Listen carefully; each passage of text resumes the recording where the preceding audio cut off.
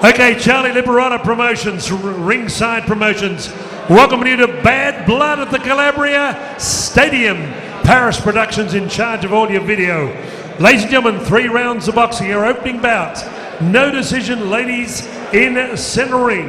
When the bell tolls, your man in charge of the action, Mr. Brett McCormick. Would you welcome first, on my left, occupying the red corner, from Focus with Peter Murphy, former state light heavyweight champion. Ladies and gentlemen, one of our talented Boxing Victoria amateur boxers under the promotion banner of Team Brizzy. Would you welcome Racheal Lee Filipovic. And across the ring with Sam Vasilio, bringing a young lady who last year captured gold in the Golden Gloves in New York, USA. Recently working out with former IBF world champion Barry Boy Michael, a pioneer of women's boxing, author, freelance journalist, wearing a touch of pink. Would you welcome Misha? Here we go, 3 rounds of boxing. Come in, like I said, it's an exhibition. Do your best, put on a show. No need to kill each other. Good luck. That's it. That's it. Ready? Fire away. Round 1. Bad Blood.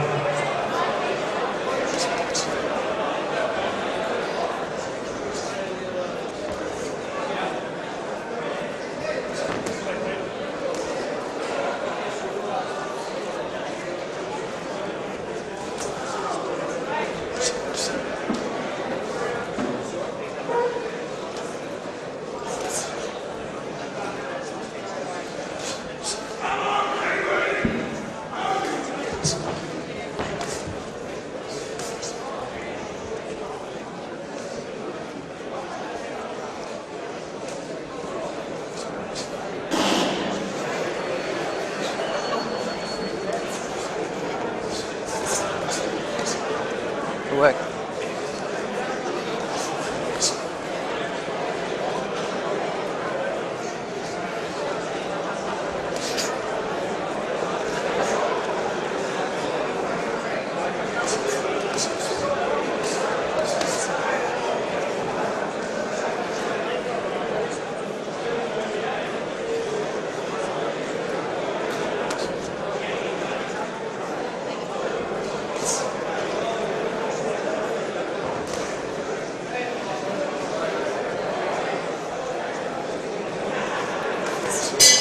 Round 1.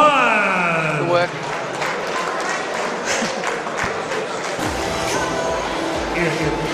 Okay, just joined us. Misha New York Golden Gloves champion, working in the blue corner.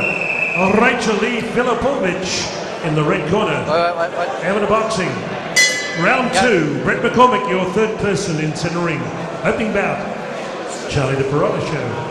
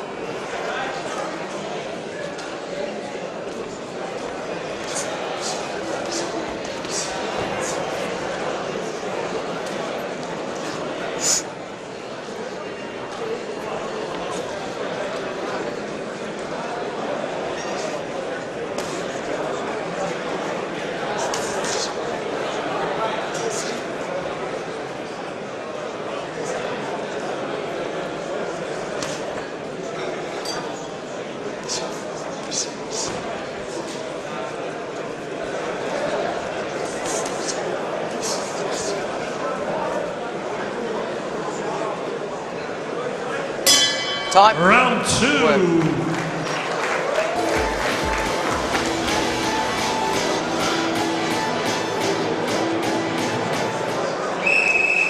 Seconds out, third and final round. Touch him up. Good work. All right, off you go.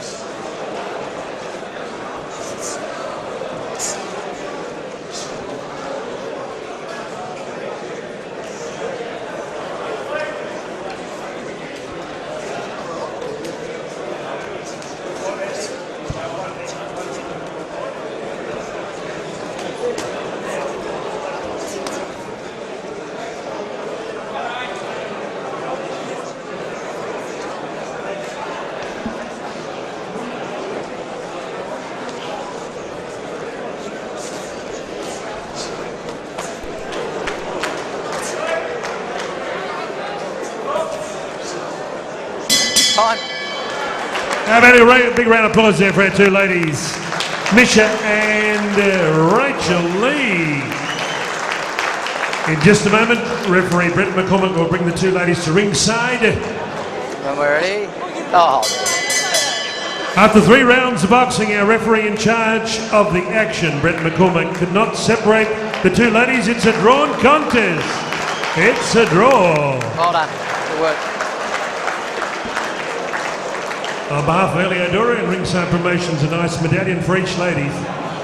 Thank Misha and Racheal Lee.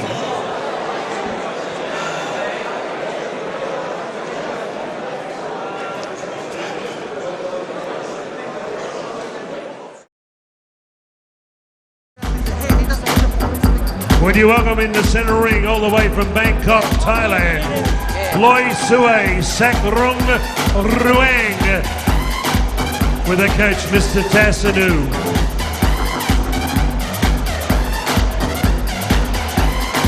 Paris Production.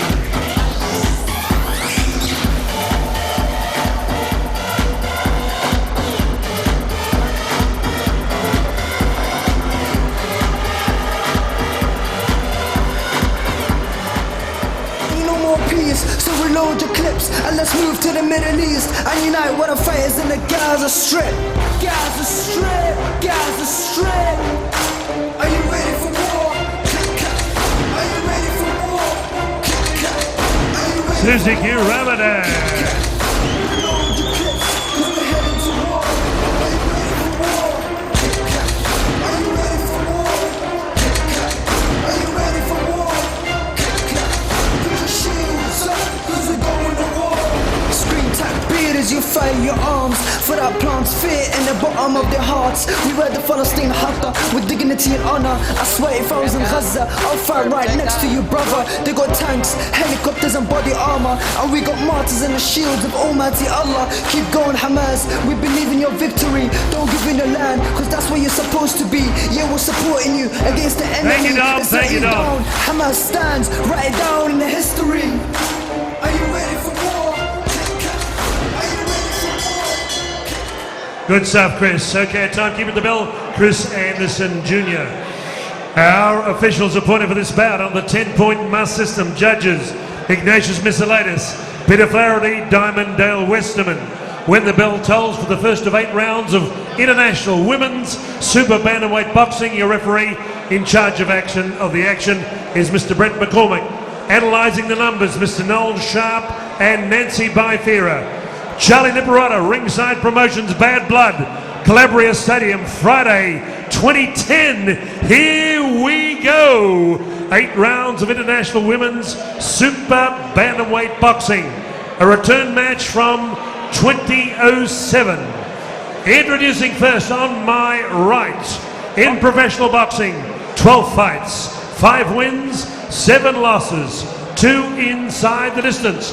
But don't be fooled, she's met some of the best boxers in Australia, including former world champion Sharon Onyos, hotshot Perth fighter Erin McGowan, and their own Susie Ramadan. Tipping the scales last night at Doty's Gym, Brunswick, 53.40 kilograms, wearing mainly pink trunks with a touch of blue. Would you welcome Thailand's Ploysuay Sakurang-rang. And across the ring in the red corner, Ben Brizzy Sr., Ronnie Marasco, Cos Brizzy, Julie Ramadan and all the team from Kingsbury, Preston. Ladies and gentlemen, the most decorated female boxer in Australasia. Turned professional December 7, 2007. Since then, 15 professional fights, 15 wins, 6 inside the distance. Ladies and gentlemen, she's fought 12 international opponents along the way to winning the Australian Women's Bantamweight Championship, the OPBF Bantamweight Championship, the WBF Bantamweight and Super Bantamweight Championships of the world. On the brink of unifying WBF, WBA, WBC and IBF. Ladies and gentlemen, 54.30 kilograms. She's the golden girl of Aussie boxing. Ladies and gentlemen, would you welcome Susie Ramadan. Wearing lime green trunks with a touch of black. Brett McCormick to give referees instructions. 8 rounds, international women's boxing. Okay, I gave you identical instructions in the dressing room. You know what I command. Welcome to the Racheal Calabria Club in Brunswick in the northern suburbs of Melbourne. The date is August 13, 2010. You're watching Fight 1 of the Bad Blood Fight Night, brought to you by Charlie Lipperotto and Doherty's Gym. I'm Patrick Skeening. Joining me as co-host tonight is SEN Radio's Troy Zantuck. How are you doing, Troy? Fantastic, Patrick, and looking forward to a tremendous night of fight. A boxing extravaganza at the Racheal Calabria Club. Susie Ramadan in the black trunks with aqua colours, and Ploysuay Sakurang-rang is in the pink trunks with blue trim, and Susie Ramadan 15-0, Ploysuay 5-7, and these guys have met before in 2007, and Susie won on points over 4 rounds, so it's a rematch. And Ramadan, age 31, and Sakurang-rang, 28, so a 3-year differential there. And this will really show where Susie is at the moment. And we have 8 by 2-minute rounds. It was a 4-rounder before, so this will be a good gauge on Susie Ramadan's evolution as she moves towards a world title shot. And Susie trains at the world-famous Brizzy Brothers Gym in Preston. She resides in Reservoir in the northern suburbs of Melbourne. Her trainer is Ben Brizzy, and in her corner is Cos Brizzy. And she's one of the new breed of women's boxers coming through with great athleticism, balance. She's got movement. She's a former soccer player, great athlete, and really being mentored well by the Brizzy brothers. And what we're looking for here in the scoring is clean punching, effective aggression, ring generalship and defence. And Susie's got all those in spades. Interesting to see how far Ploysuay's come since they fought in 2007 as well. Yeah, Ramadan, a seasoned performer, very clean with her punches, Susie Q. Tremendous footwork, going downstairs there, and a big right hand. And Susie Ramadan knocks Ploysuay down with a big right hook. Ploysuay took a risk as Susie Ramadan retires to the neutral corner, displaying some power, and she's really coming on. That was a beautiful shot, Troy. Magnificent. She really left herself wide open there. And seemed to teeter backwards. Excellent start for Susie Q in round 1. Going downstairs, working the body, and then coming upstairs and tickling the temples. And Ploysuay could do with tying her up or trying to change the distance here, because Susie Q really benefiting from a lot of recent fights. And let's not rule out Ploysuay either, but excellent round. 10-8 round for Susie Q. Now this Sunday, Melbourne Health and Fitness, 2 p.m. start. Seconds out as we approach round 2. Wipe this up, boss. Round Wipe 2 this up. underway in just a moment. Stay there. Round 2, Susie Ramadan versus Ploysuay Sakrungruang, and Susie Ramadan landed a big right hook and put Sakrungruang on the ground. In their last time they fought in 2007, that didn't happen, Troy. What do we make out of that? Well, you've got to look at the way Ramadan, she's a great technician, is Susie Q. She goes downstairs, softens it up a bit, and then comes back up, and as I said, tickles the temples, and she did it an absolute treat in round 1. And Sakurang-rang changing tactics now, moving to plan B as she goes southpaw. And it doesn't stop the onslaught of Susie Q, who's looking very, very sharp tonight.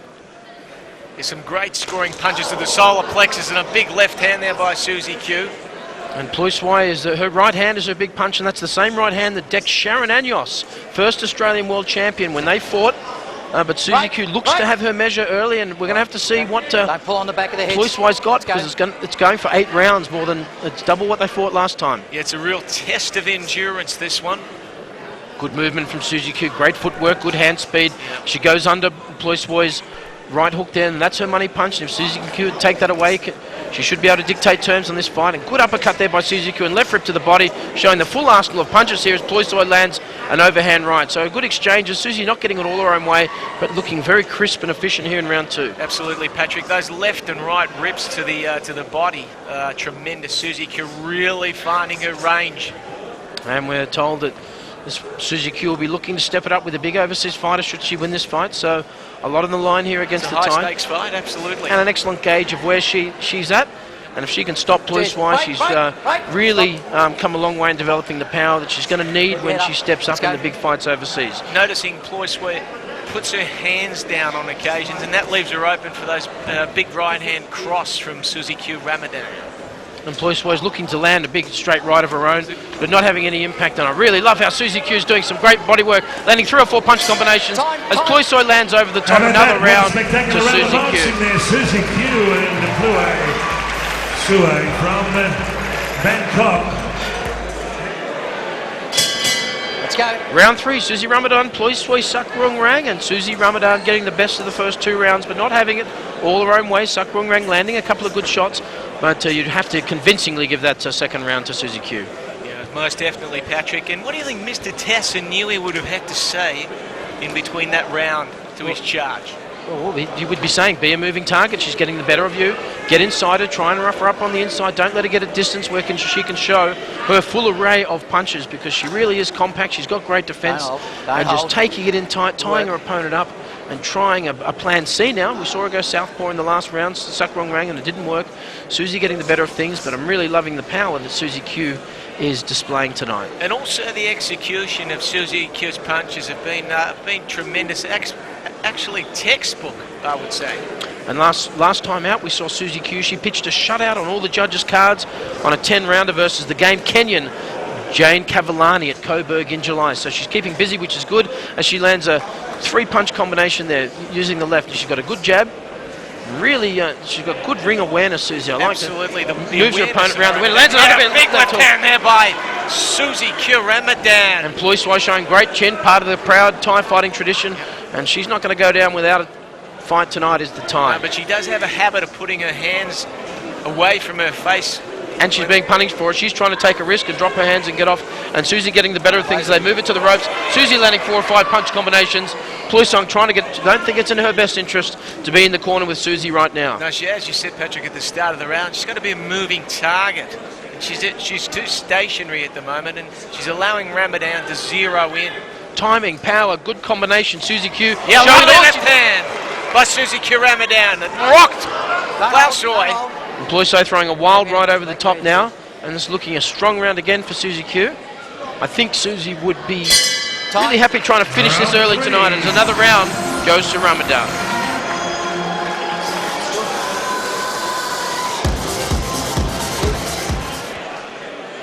Let's go. Round 4 of the Susie Ramadan, Ploysuay Sakrungruang fight here.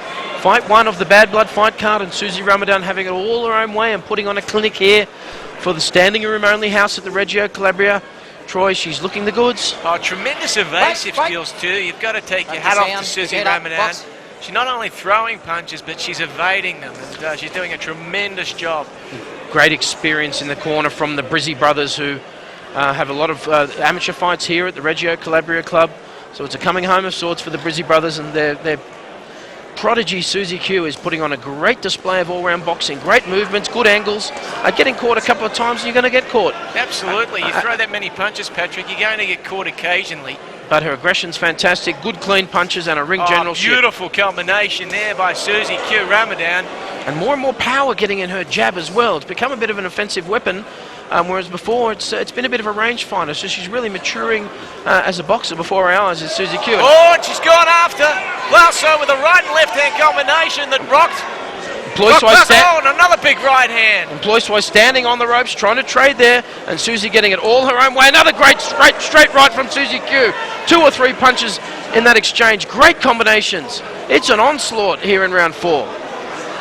And Ploysuay's trying to land a big Hail Mary punch there and tying Susie Q up, and she's going to need to do more of that. Okay, let's go. Susie Q controlling things from the outside. She's out skilling, and it doesn't matter about the quality of opposition. You've still got to get them away, and it'd be good for Susie Q to have a knockout on her record to confirm the power she's showing here tonight. Excellent display so far. Tremendous power punching display by Susie Ramadan. And there's another left hand and another right. And how's Ploysuay staying on her feet? That's the question. And she's showing great durability as Ploysuay, taking shots to the body left and right. As Susie Q moves forward, relentlessly trying to close the gap. Another big round for Susie Q. Go in the corner again, boss. Round 5, Susie Ramadan, Ploysuay, Sakrungruang, and it's all Susie Ramadan right now is the very game. Sakrungruang is looking in the pink shorts, looking to find an answer to the onslaught of Susie Q. Is showing her full arsenal, inside out, moving away, great combinations to the body and going straight to the head with the hammer straight right, which Ploysuay has worn all night. And something is going to have to change here in Ploysuy's strategy. Because inside or outside on the ropes, counter punching or lead, it's all Susie Q. Absolutely, but also, Patrick, the durability, you've got to take your hat off to Ploysuay because she's been hit with a barrage of body shots and head shots. No questioning her heart and her chin. She looks in good shape, but when she gets caught in an exchange of straight rights, Susie's natural reach and size is getting the better of those exchanges, and Ploysuay would really serve here to be a moving target. Put on ice, trying to land that big overhand right for a moment, because every time she takes the risk, she's getting caught now. And also, Patrick, for the viewers at home, tremendous footwork shown by Susie Q. It has been an absolute clinic to date. Yeah, you'll see a set of skills here, the equal of any woman's skills you're going to see in the world as far as footwork, and she's just a developing boxer, loves her craft, loves her sport, and just really doing great things under the tutelage of the Brizzy brothers. In tremendous hands with the Brizzy brothers, make no mistake about it. Susie Q Ramadan. Just landing shots at will here. And Ploysuy's tried different things. She's tried to rough up on the inside. She's moved it to the rope. She's gone southpaw. But there's nothing she really has in her arsenal that can deal with a committed and fiercely aggressive Susie Q tonight. She's come out just looking to land her punches, try the new things she's learned in training. Big uppercut there landed right on the head of Ploysuay. And Ploysuay again trying to land her money punch, the overhand right, but copping a couple, trying to get on the inside. And none of the strategy she's applying so far. Another big round, Susie Q.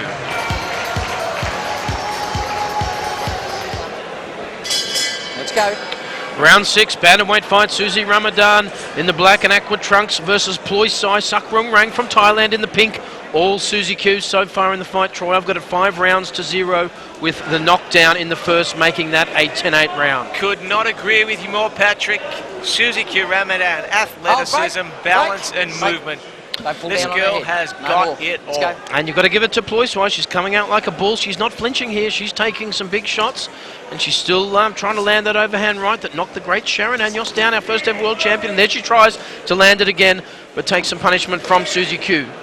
Peppering Ploysuay with long-range combinations all night, both hands. Absolutely, Patrick, but you've got to be happy if you're in Susie Q's camp. The strategy that she's used tonight, it's been a game of patience. She's been very patient. She hasn't gone in for the overnight slobber knocker.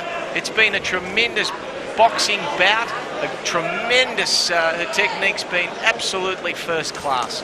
A flawless display so far from Susie Q, and she knows her opponent has power, and she's in and out, and she's getting away outside the punching zone as Ploysuay tries to land a left hook, but to no avail through Susie Q's watertight defence. Most of those punches, Patrick, have been taken on the gloves of Susie Q, and they really haven't presented you know, what we thought could be a problem with the big right hand of Ploysuay. And Well, another right hand there. Well, her snappy jab, brilliant jab is setting up. Susie Q lands 3 or 4 in a row and getting some great combinations. Lightning hands of Susie Q. Compact, lateral movement, snappy jabs, big power punches, and most of the power punches connecting cleanly. And that uppercut really is developing as her money punch. Fantastic to see. Let's go. Putting on an absolute clinic, a tremendous first fight at the Racheal Calabria Club tonight in what promises to be a tremendous night of boxing. And she's fighting a good fight and a smart fight. Landing her shots and not getting caught. All Susie Q.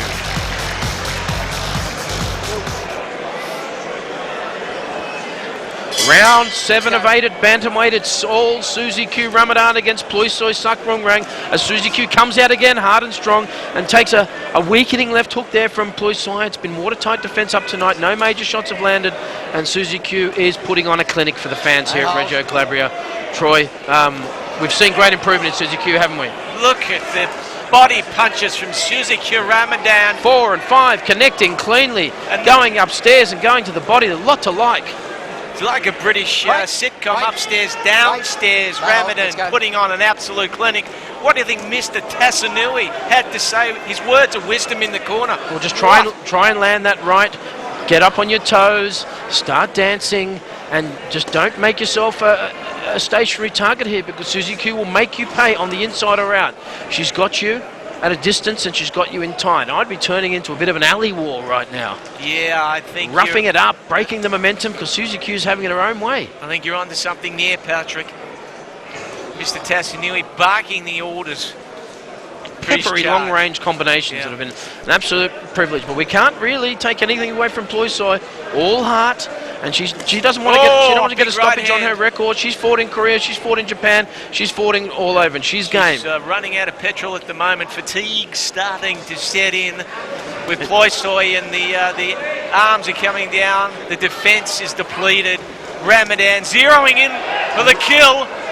Really having it all her own way here. Is Ploysuay starting to do it on memory here in round 7. She's looking to make the final bell for the 8th round, and Susie's looking to get a good stoppage on her record, to let everybody know her power and combination and timing is all coming together. Yeah, you just feel that Susie would absolutely love that on her record, because she's fought an absolute...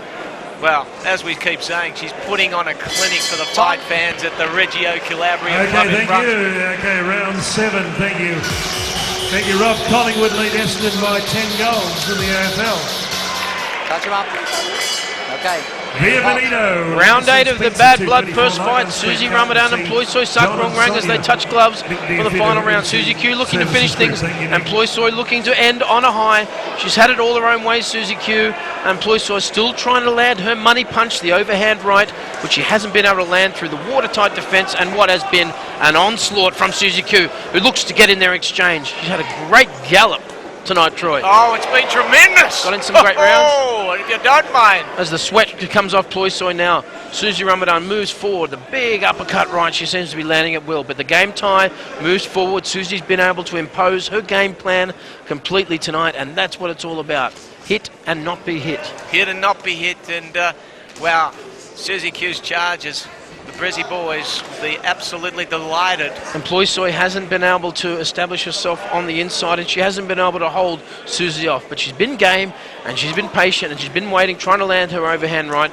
But it looks like it will need a Hail Mary punch for her to pull this out here in the 8th round. Well, she really needs to pull an enormous rabbit out of a hat. And as Susie Ramadan comes forward, banking up the points, purposeful footwork, slick combinations, and then moving out of harm's way. Great stick and move there by Susie Ramadan. Great footwork, moving around.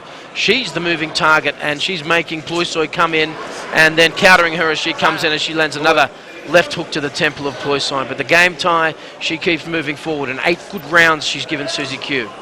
The technical smarts of Susie Q Ramadan have been an absolute pleasure to see tonight. And how far do you think she can go? She's just so impressive tonight. I think she's a crowd pleaser. I think she's got the great package of skills. It looks like she's developing power, but she's also patient. She's not going to take any silly risks. She's got the upper hand due to her footwork and her accurate punching, and she's not letting Ploysuay at all in tonight. And these rounds are good for her. I'm sure she'd love a stoppage, but having 8 good rounds before her big assault on America What a is a good great battle thing. there. Come on, show your Fantastic appreciation. victory for Quality Susie Q, boxing.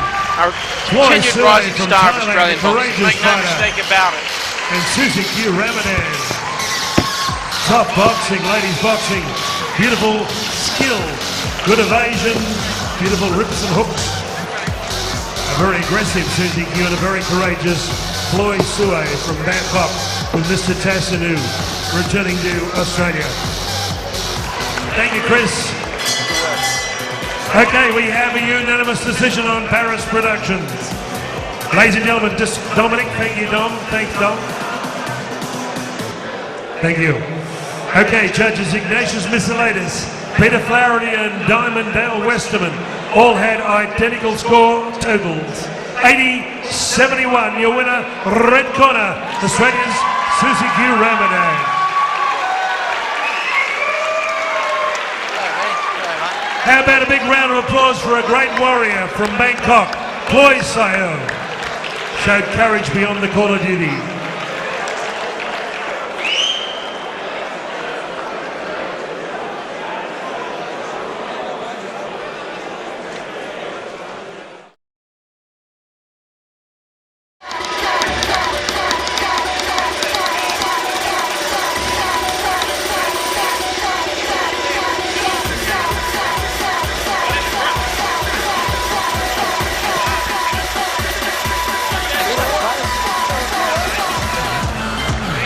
Serge, Yannick, and his manager promoter, Charlie the Chairman Liberato.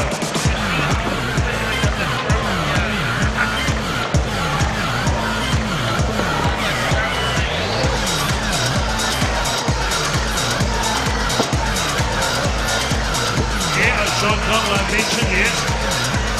Cloverleaf.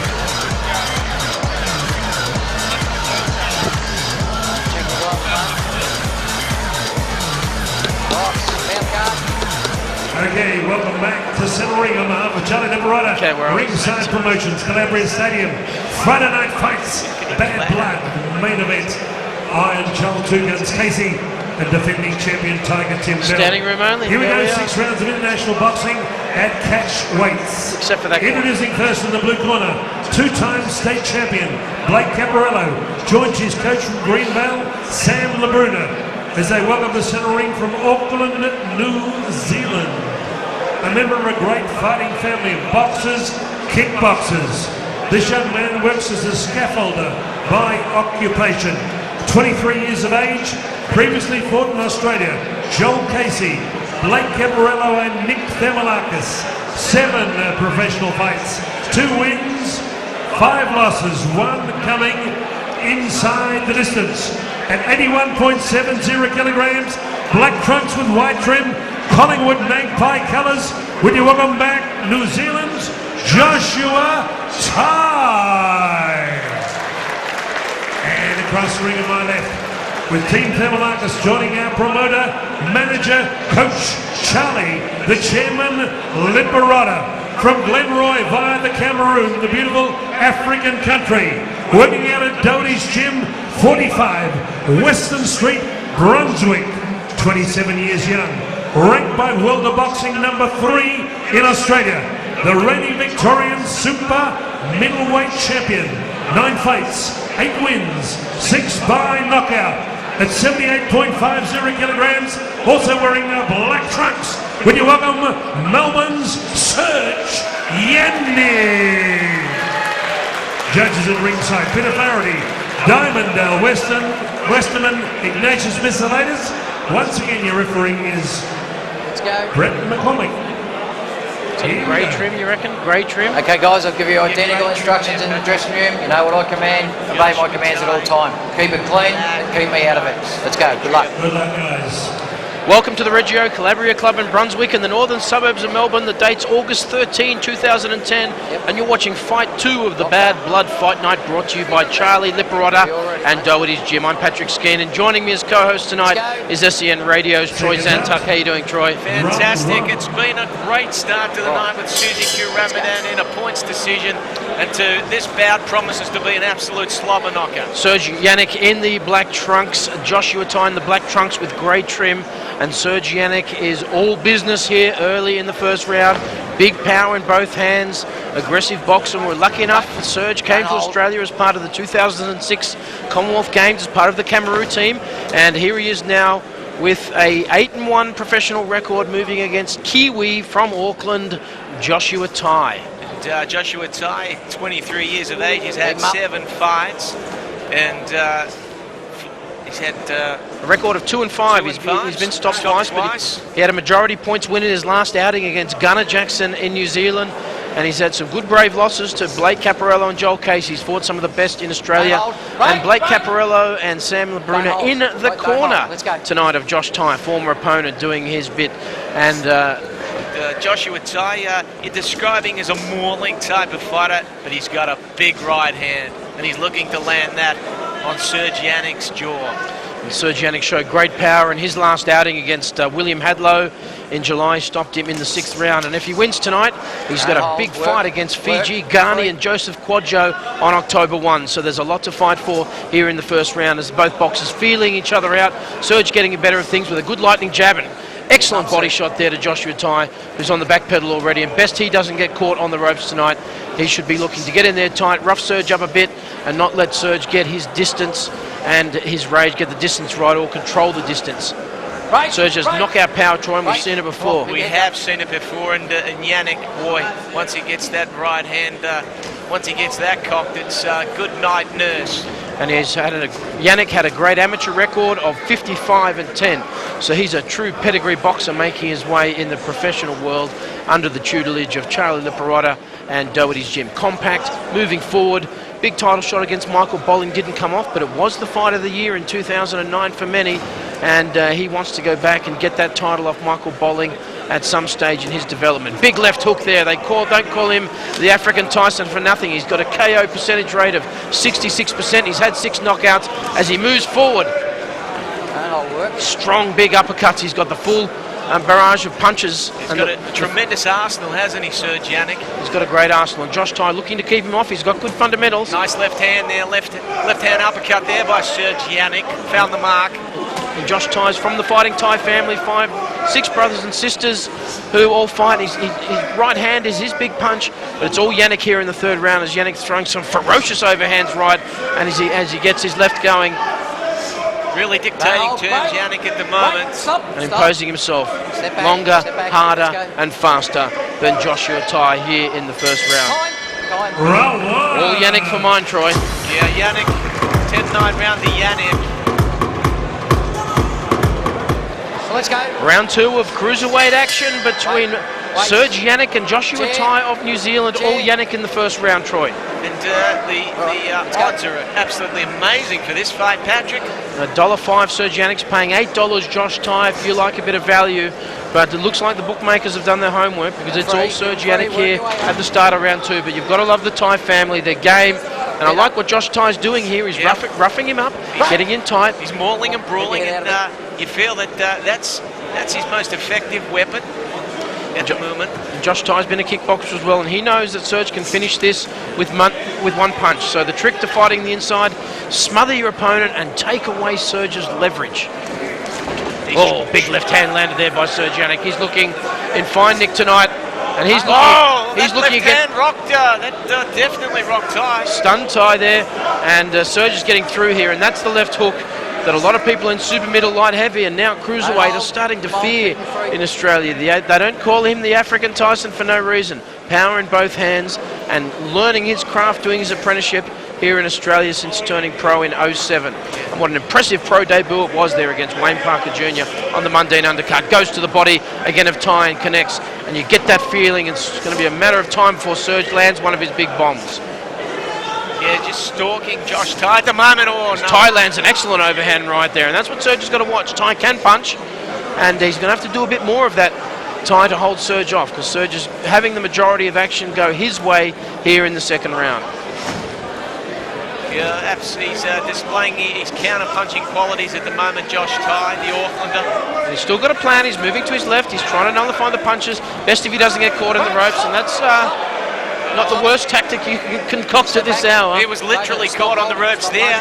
Serge Yannick taking a Referee well-earned rest there. Referee Brett McCormick giving Joshua Ty his first warning. He doesn't want that to occur again, or he's going to take a point. And Josh Ty, those body punches now starting to take their toll as he moved backwards. He's not moving forward anymore, trying to get his rhythm and get that jab going and get inside and somehow rough Serge up and get him off his game plan. Because once he comes in at distance and starts landing at will, it looks like it will only be a matter of time. Great body shot there by Serge. But Ty very game, moving back, landing 3 or 4 punches on the gloves of Serge. He sets it up beautifully, doesn't he, Serge Yannick? With the jab, then he goes downstairs with those vicious rips. Really, it's really in Ty's interest here to be I'd be holding on like a lonely octopus if I was Ty. A lonely octopus, and there's nothing lonelier than a lonely octopus, ladies and gentlemen. As Josh Ty uses some counter punches there, but Yannick, again, down to the bread basket of Josh Ty. And he's got just too much natural boxing ability here for Ty. Wow. And you add the power to that. Those Again, it looks like it's a matter of time. And Ty's on his feet, he's brave. But that's all Yannick again for round 2. Round 3 of the 6-round cruiserweight action between Serge Yannick and Joshua Ty. Yannick in the all black trunks, Ty in the black trunks with the grey trim. And Yannick really pushed on the pedal in that second round, didn't he, Troy? Well, he looking the goods at the moment, Patrick, is Serge Yannick. Those left rips are absolutely debilitating to the bread basket of Josh Ty. And this is really all Ty can do. He can get inside and try and rough him up. He doesn't have the power to keep Serge off, and Serge is relentless. Like the incoming tide, he can't be stopped. Big left rip there to the body of Joshua Ty. And Serge Yannick is really putting on a clinic for the ages. And Charlie is going to match him big, and he's matching him big in his next fight against Joseph Quadjo on October 1, should he get through this. And it's looking like he will get through this outside. There's a low blow there by Yannick, and Josh Ty not happy about it. And Josh Ty motions there to Brett McCormick that he can continue, showing the warrior. And Brett McCormick giving Yannick his first warning there for the body shot. Big left hook just grazes the temple of Joshua Ty. And you really don't want to be taking those big shots from Serge. On the inside, on the outside, he can bang and lands another big left hook. And that's his money punch. He comes with an overhand right and a left uppercut to the body of Josh Ty. And Josh Ty's not in his interest to get involved in these shootouts with Serge. Not at all. That boy, oh boy, is he putting on a display. This Serge Yannick, his full arsenal on display here at the Racheal Calabria Club in Brunswick, a tremendous venue for boxing. Charlie Liberotta, he's done a tremendous job tonight, hasn't he, with the matchups? Clean punching, effective aggression there from Serge, and great ring generalship. He's basically marching Joshua Ty around the ring, and that's a point deduction there off Joshua Ty. I think that's for holding there from referee McCormick. There's no real significant reach advantage for Serge, but he's making the jab work for him. And those body shots, Josh Ty will be feeling those tomorrow, certainly on the plane back to Auckland. And Yannick's looking to then press Ty on the ropes and to try and finish that. Lands a great straight right and left combination and digging in there to the body in that classic left hook. And Josh Ty there holding on for dear life, and it's looking like referee McCormick is having a word to him and he's going to intervene. You could say it was a case of tying him up there. Oh, you certainly could, you wordsmith Troy. And blood flowing freely there from the nose of Josh Ty. But Josh Ty, every time he turns up on Australian shores, he shows his game, and he's got a lot to go forward in the face of the onslaught here of Serge Yannick, the African Tyson. The jabs have been tremendous. And it's relentless now, Serge landing, and once he lands one of those big left hooks, I think we might find this fight is concluded. But Josh Ty's not giving in. He's got a right hand himself. He takes another big left uppercut right on the nose now, which is streaming blood. And Josh Ty's trying to get his lateral movement going, but he can't keep Serge Yannick off him now. And get the feeling it's only a matter of time before referee McCormick intervenes. But you love the Fighting Ty family. They always give value. Absolutely, Pat. But he's outgunned here in this cruiserweight fight against Serge Yannick. He's just fatigued beyond all belief. Tremendous fighting round there by Serge Yannick. End of round 3, all Yannick. Time. Come on, round 4, cruiserweight action. It's all Serge Yannick here against Joshua Ty from New Zealand. But the game Ty comes out.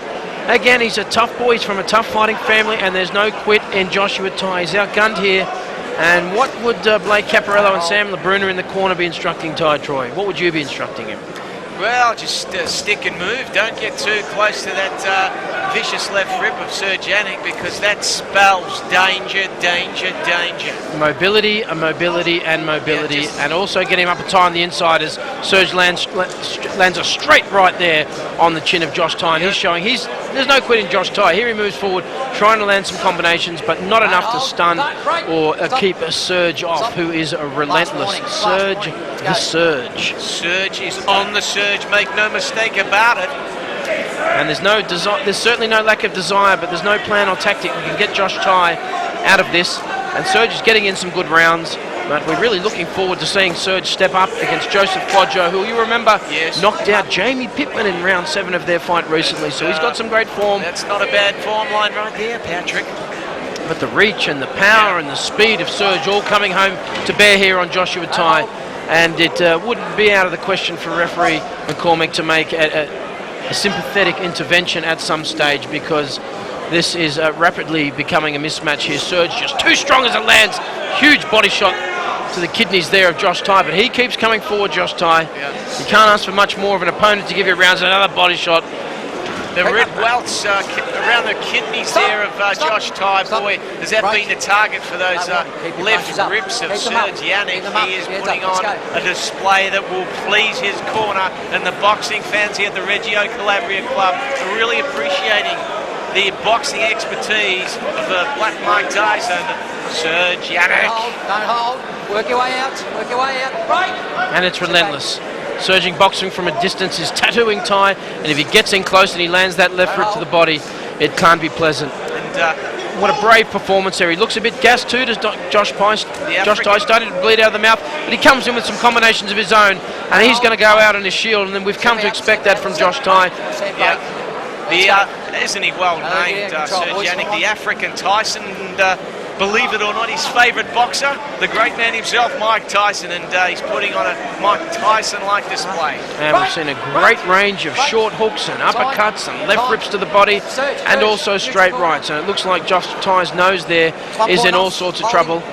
And referee McCormick taking another point from Ty for holding, and he's not going to allow this fight to degenerate into a sloppy maul.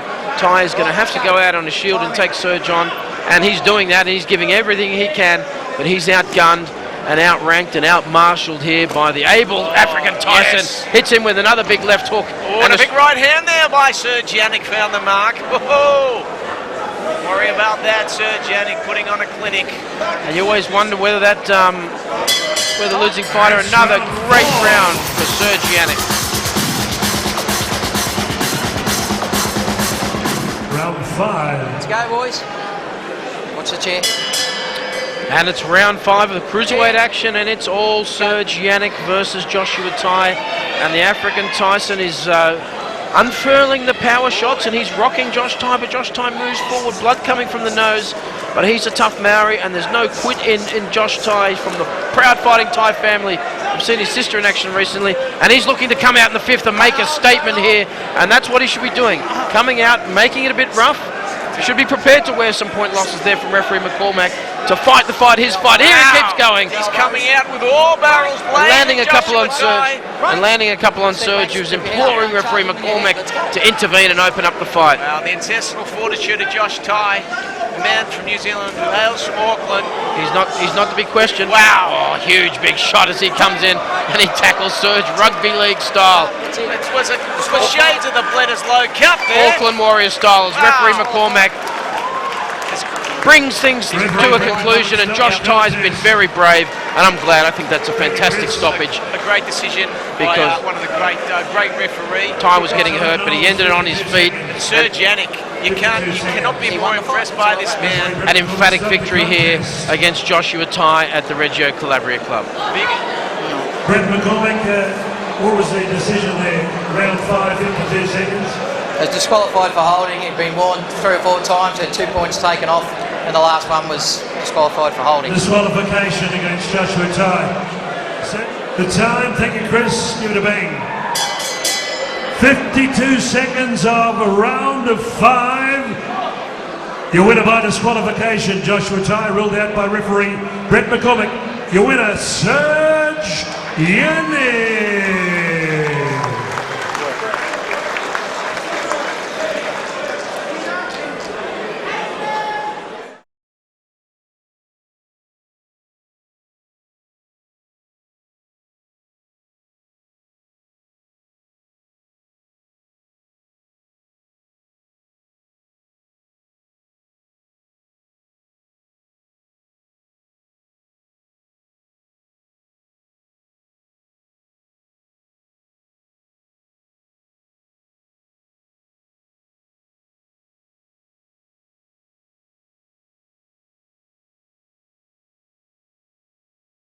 Check your gloves, Tim.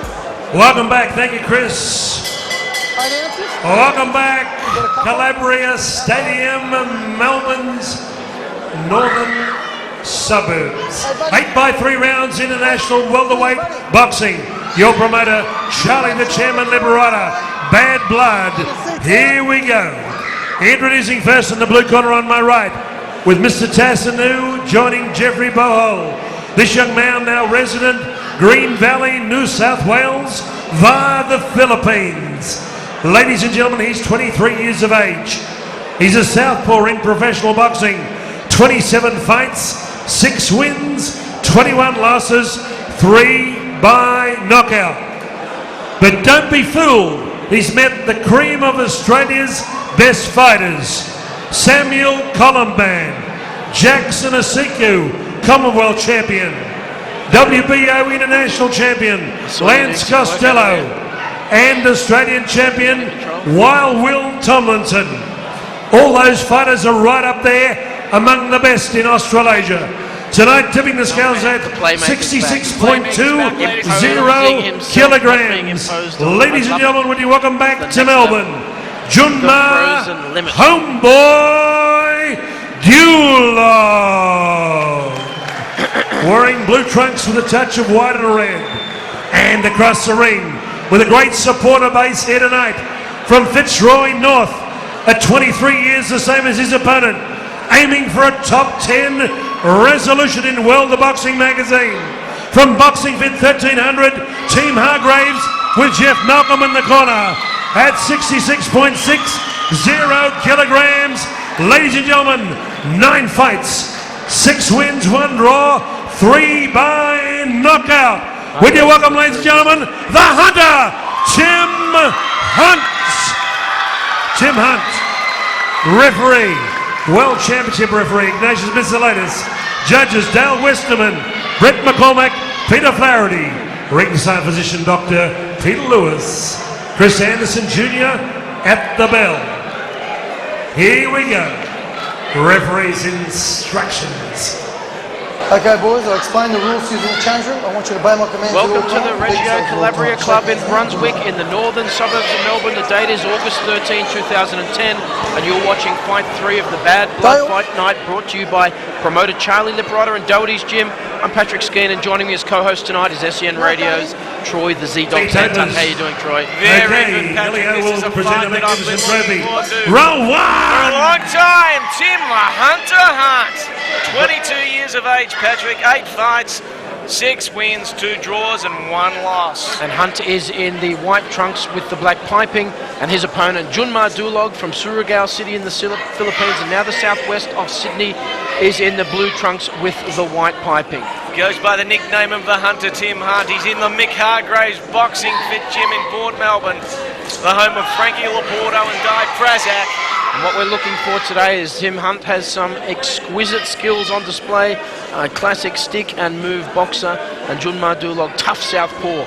He's had a big win over Heath Ellis, and he's been in with the best of Australian boxing. He's been in there with Sinclair, he's been in there with Zapavinia, he's been in there with Asiku, Egberheim, all Australian champions, and 1 current and 1 former world champion, and Lenny Zapavinia and Gary Sinclair. The stature and the physique of the Hunter, Tim Hunt. Wow, he's been in the Hargraves Boxing Gym under the tutelage of the great man Mick Hargraves. And boy, does he look a ball of muscle, and he's got bad intentions in those left and right hands. And Tim Hunt better look out for the big overhand right of Junmar Dulog. He's a southpaw, but he's got power and he's shown it He's had some great wins on Australian soil, and he moves anywhere between lightweight and junior middleweight to fight. So you can't believe everything you see on the record. Tim Hunt is in for a fight tonight. It's up to Tim Hunt to solve the southpaw style of Junmar Dulog as Dulog moves forward, and Hunt looking to counterpunch, showing good lateral movement, excellent ring skills as Dulog lands a gentle shot there to the stomach of Hunt. How do you have it so far, Troy? Look, I have Hunt in front. He's had the cleaner punches so far. He's a good-looking boxer, is Tim Hunt. He's good on his feet, but he really better watch out for the straight left of Junmar Dulog as well, trying to land it. But Hunt in and out there too fast, too much speed and too much skill. He's got the classic boxing stance, hasn't he, the Hunter Tim Hunt. Those beautiful left jabs, scoring punches, make no mistake about it.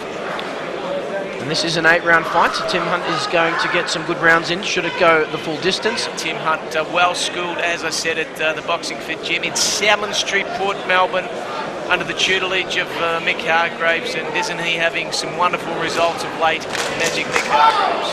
Hunt trying to set up the right hand, throwing out the left jab, and getting caught there by Junmar Dulog on the counter. But Hunt looking good in the stick and movement, not having his all his own way as Dulog starts to stalk Hunt. Hunt lands an excellent straight left there. Getting Dulog on the ropes, and he better watch himself in there. Dulog trying to land a big counter left. Hunt lands with a straight right.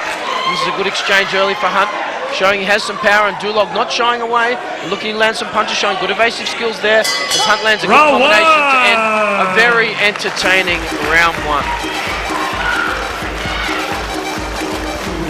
Let's get our teeth into this one. Hit me with your best shot.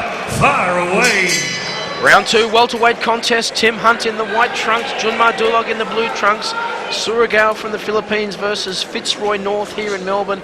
Tim Hunt put on an excellent display in the first round. Got the points for me, Troy. Yeah, absolutely, Patrick. The cleaner punches, and wow, Dulog, you've just got to be wary of that. Looked dangerous on occasion. He did, yeah. Not enough to get the round. And no doubt Mick Hargraves would have spoken to his charge, the Hunter, during that. And Junmar Dulog likes it on the inside where he can do a bit of roughhousing. He'll struggle to win this fight from the outside, so looking to get inside. Yeah, he's an inside fighter, Dulog. And Tim Hunt showing good evasive skills. Can't tee off with the right hand intended there. Misses again, and again tries to time Dulog on the way, and Dulog lands a left. Excellent exchange between these two, and Tim Hunt again showing his skills and landing as Dulog comes in to tie up. Dulog, the low centre of gravity, and looking to get some upward leverage on that big left hook. That big left hook, yeah. Hunt goes to the body. He's looking good and trying to catch Dulog as he comes inside and holds his head low. Dulog pressing forward. Hunt controlling the action so far in round 2. Dulog is looking to land that slobber knocker left hand. That's his most dangerous punch. But it's not finding its range with the Hunter, Tim Hunt at the moment. A tremendous right rip to the body there by the Hunter. Dulog may have to gamble here and really take a few shots to get on the inside and land his left. He's not going to win the fight from a great distance, and it may not be pretty, but it can be effective against a slick mover puncher like Tim Hunt. He's got your classical boxing stance, hasn't he, Tim Hunt? And it appears to be a dangerous move when Dulog puts his head down, but Hunt hasn't been able to land crisply on what's an open head he's got a shot at there. Yeah, you're absolutely right there, Patrick, but it's a recipe for disaster if he does land one, and he did then. And a good left hook, and left uppercut. Oh, a big right hand there by Tim Hunt landed, and that was a temple tickler. And landed some great punches, and Dulog works his way back into the fray. He's got no quit in him. He'll land that left hook all right as they go toe-to-toe. And Dulog stalking Hunt as Hunt moves in for the clinch. And big right hand there by Tim Hunt that found the mark. Dulog, he's resilient. He worked his way out of trouble, then did Tim Hunt, fought his way out of trouble, and that's excellent. He's not going to be intimidated as the team Bahol product, Junmar Dulog, moves forward. And looks like Hermie Bahol's delivered his fighter here in excellent condition. He tries to right hand there by the Hunter! And Hunt makes the homeboy. Hunter versus the homeboy. That's what we have here. Filipino versus Australia. And Tim Hunt having to work his way out of a few tricky situations, showing some fantastic skills and lateral movement and great footwork. How about that? Great what a hot round for there. Hunt. Round for Hunt, no mistake. rabbits. Rabbits. A bit I'll get back rabbity. to Rabbits. Come on, let's get our teeth in this one. Round Good 3, contest. Tim Hunt, Junmar Dulog, Welterweights, wildly Junmar Dulog in entertaining. the blue. Round 2, Tim Hunt I in gave the it white to Tim and Hunt, black. but Junmar Dulog landed several power shots, and Tim Hunt took some risks in that second round. Troy, how'd you see it? Yeah, look, I thought Hunt threw the cleaner punches in that round, but you've got to give Dulog his due. He just keeps coming, doesn't he? He's been in there with the best. Last fight, he went up 20 pounds to fight a junior middleweight, Peter Matreski in June. He got stopped in the third, but he'll go up and he'll go down. Warning for referee Ignatius Missilides about potential use of the elbow there by Dulog as the fighters press forward in the middle of the ring. The jab is it's working well. The scoring punches for Tim Hunt at the moment. And Hunt looking, getting back to his plan, fighting from long range and trying to land some big power shots from the outside, keeping Dulog at bay and countering that southpaw style, that tricky southpaw style that comes from that low center of gravity that you mentioned earlier, Troy. Yeah, good left hand there by Dulog. And Dulog looking to pose himself on the inside and starting to land a few clean shots on Tim Hunt. Some great toe-to-toe exchanges starting to occur. And great straight right there by Tim Hunt. Won't allow Dulog to impose his plan on it, but Dulog's all action here in the third round. Hermie Bahol must have said something to him in the rounds. What do you think it was, Troy? Hit and not be hit. Oh, great. I'm guessing that. Great sagely wisdom from the corner of Hermie Bahol, part of the team Bahol from Liverpool in southwest New South Wales. Hunt coming forward. Nice combinations there by Tim the Hunt. Hunt. He's boxing beautifully at the moment. And despite getting rocked by some of these power shots, Junmar Dulog still coming forward. He fancies himself if he can get in tight and land some of those punches. Great. Nice right hand there by Tim Hunt. That really found the mark again. A temple tickler And that's from what the Hunter. And Tim Hunt set an excellent pattern here in this fight, moving forward and not letting Whoa, Junmar that was a Dulog, Hail Mary uppercut there. not letting him getting his right foot set so he can land that big punch. Excellent skills by Tim Hunt. Jab, moving forward and moves in to clinch Junmar Dulog. Look at the energy levels of Tim Hunt. Wonderfully clean fight between these two. They're not going for the clinch and providing some great exchanges here for the crowd at Racheal, Calabria. Tim Hunt on the balls of his feet, moving forward. Wild left hook by Junmar Dulog doesn't land. Really liking what I'm seeing here from Tim Hunt. He's taking some risks, but they're calculated risks. Absolutely, Patrick. And I could see shades of fatigue in the legs of Dulog. Yeah, well, despite being rocked by those power shots, he's absorbed them well, and he hasn't gone into the clinches, so he's fancying himself. But the tide of combat has certainly shifted in the favour of Tim Hunt here in round 3, and he's doing it well. He's not having it all his own way, but he's making whatever adjustments he needs to the tricky Dulog's Yeah, and style. Ignatius Missilides, he's not happy. Warning for Dulog. Back to the action.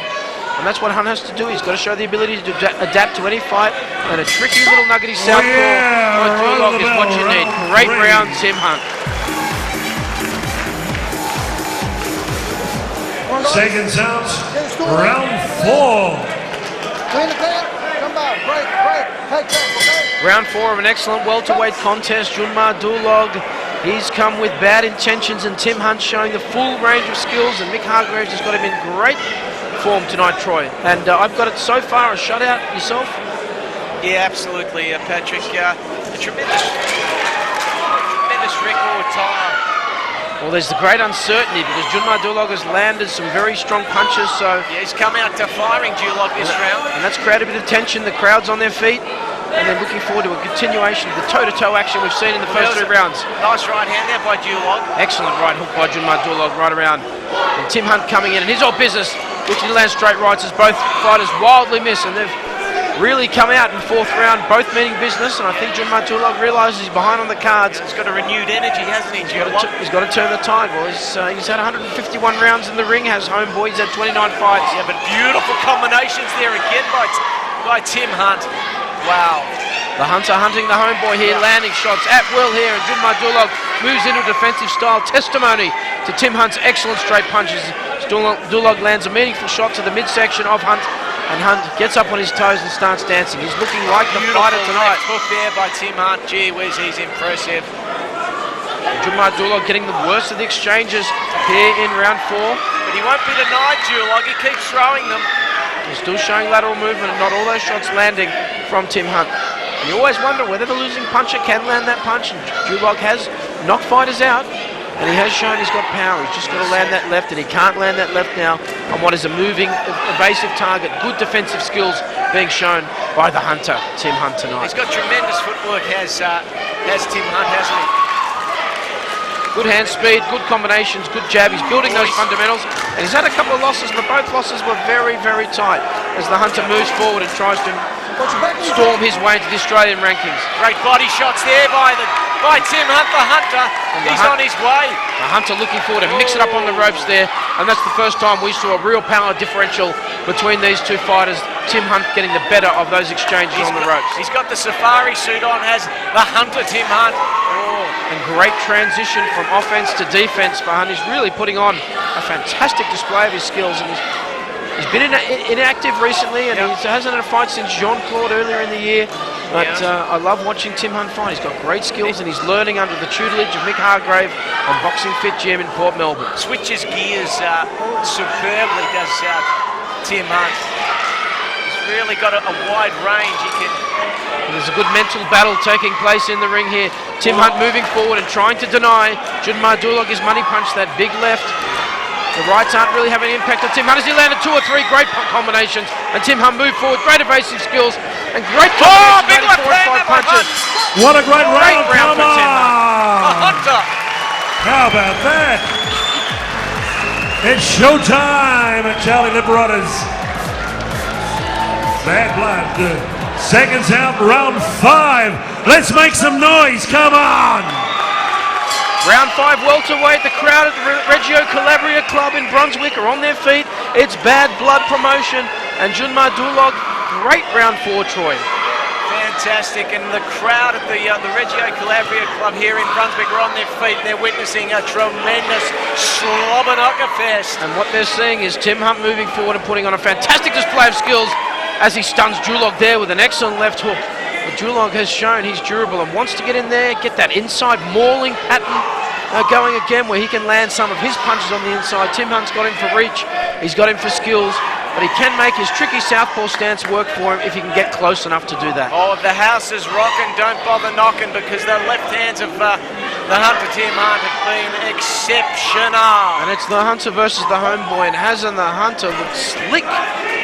Great jabs, great combinations, and a willingness to get in there and exchange and get his hands dirty. Right rip there to the jaw of Dulog there by the hunter. And great skills moving out of that zone, taking that power shot away from Junmar Dulog and imposing his fight plan on the game Filipino from Surigao City.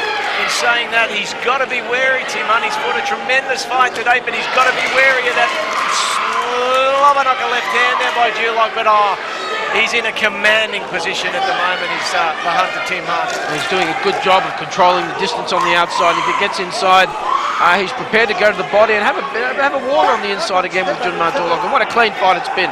Hardly any clinches from these fighters. Absolutely. Dulog, he's got more body shots than an Al McPherson shoot by the hunter, Tim Hunt. It's been, what a boxing exhibition it's been. And the punters at the Racheal Calabria Club are really getting great value for money as these two go at it. I really like the fact that Tim Hunt hasn't abandoned his body shots. He's been planting on Junmar Dulog since round 1, and he's just really working the body, sticking to the fundamentals. Good uppercut there, willing to exchange on the inside. As Dulog lands a couple of shots, nothing of consequence or significance. Also very impressed, Patrick, by the dexterity of Tim Hunt. His footwork is exceptional. There's no doubt about it. He wouldn't look out of place on Dancing with the Stars. Fancy footwork, an important component of any great boxer, and that's for all and sundry to see tonight as he goes on the offensive again. The hunter. Junmar Dulog can bang, and he wants to get inside, but can bang, but boy oh boy, is he looking for petrol tickets at the moment, Dulog. And he hasn't been stunned yet, Tim Hunt, but this could be a battle of conditioning. And Hunt now gets on his wheels, and Dulog sensing something, moves forward. Lands a big left there. A couple of serious shots there on Tim Hunt as Tim Hunt wheels him in. Often an indication a fighter's tired, and roars back into the fray is Tim Hunt. And I hope he hasn't gassed himself here, Troy. No, well that was a big Oh! At the end of that round by Dulog. And that's the best round for Dulog so far. Round 5.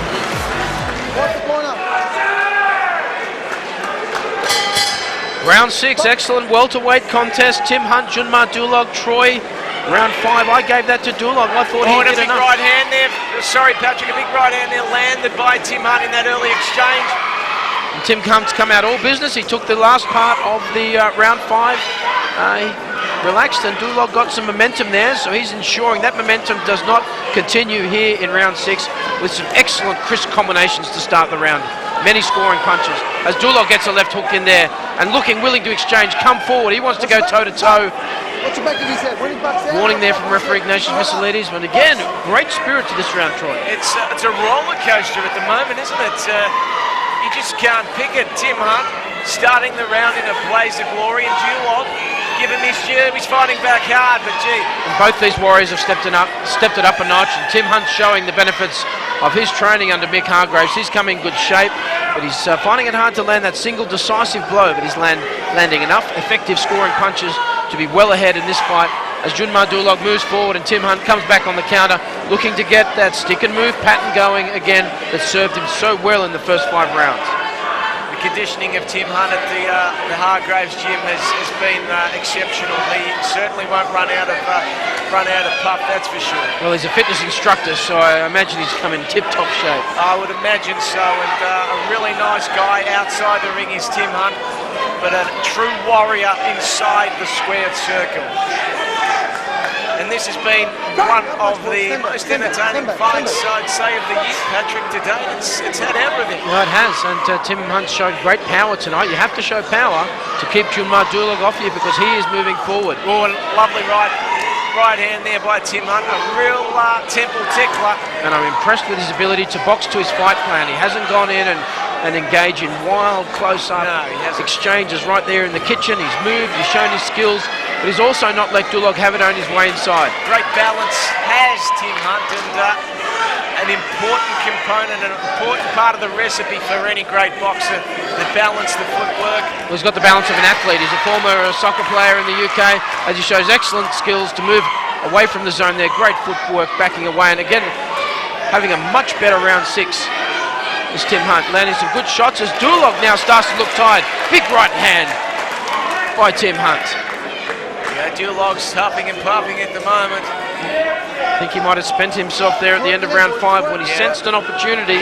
He sensed something was coming his way. There was a window of opportunity, absolutely right, Patrick. But I think that window's closing very rapidly. And Tim Hunt now starting to trying to land that big one-off shot, not putting the combination together, and that's better from Tim Hunt. Punching and punching again and getting on his feet and moving and sticking and moving and just providing that mobile time. Beautiful combinations there, Patrick. Excellent, straight down the top. Great round for Tim Hunt. 6.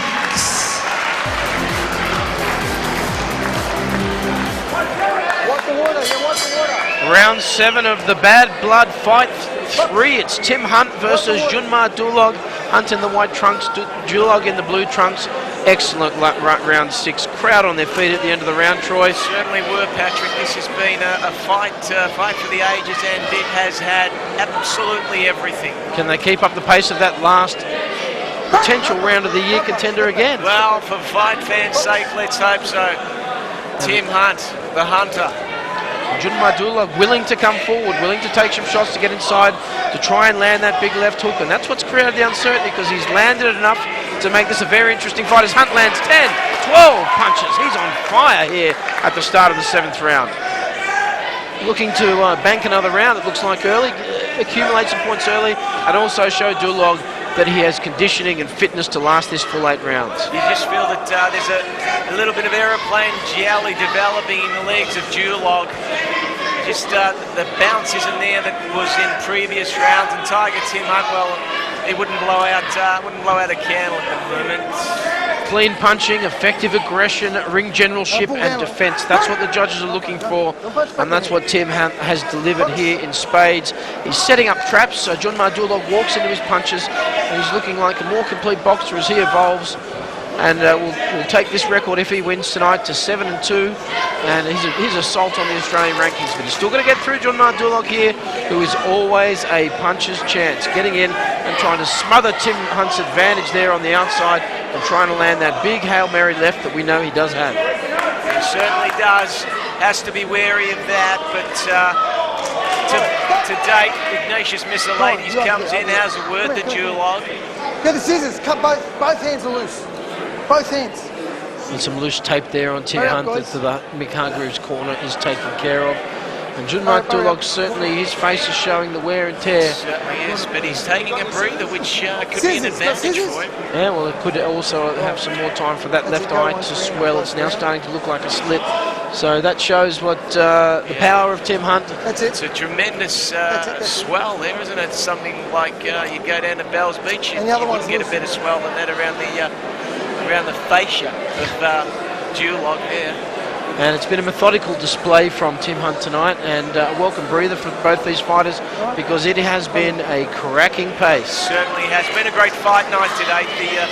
The first three fights have been first class. Great power and timing combination from both fighters as they stand in, and there's a great exchange, both fighters landing there. Tim Hunt getting the better of things, but Dulog landing a couple of meaningful blows, and they launch straight back into toe-to-toe. It's tremendous, isn't it? Great entertainment, and Tim Hunt really not shirking here. He's not coasting to a victory. He's showing his hand speed, landing great jab, setting everything up with the jab as Dulog covers up under a great onslaught there that will have the judges very interested. Oh, look, Hunt's had more jabs in this particular round than the local vaccination clinic. He's putting on a clinic. He's doing a tremendous job with Dulog. He's like the fly at a barbecue. It just won't go away, Patrick. It keeps annoying you. He's resilient, he's yeah. determined, and he has hope, because while he's still in there and can throw that left, he has hope. He's a driver in the Philippines, is Junmar Dulog. He's against the fitness instructor from Fitzroy Northwest. Hunt lands 3 or 4 punches, great hand speed. Coming on strongly here in round 7 is Tim Hunt. Excellent round for the Hunter.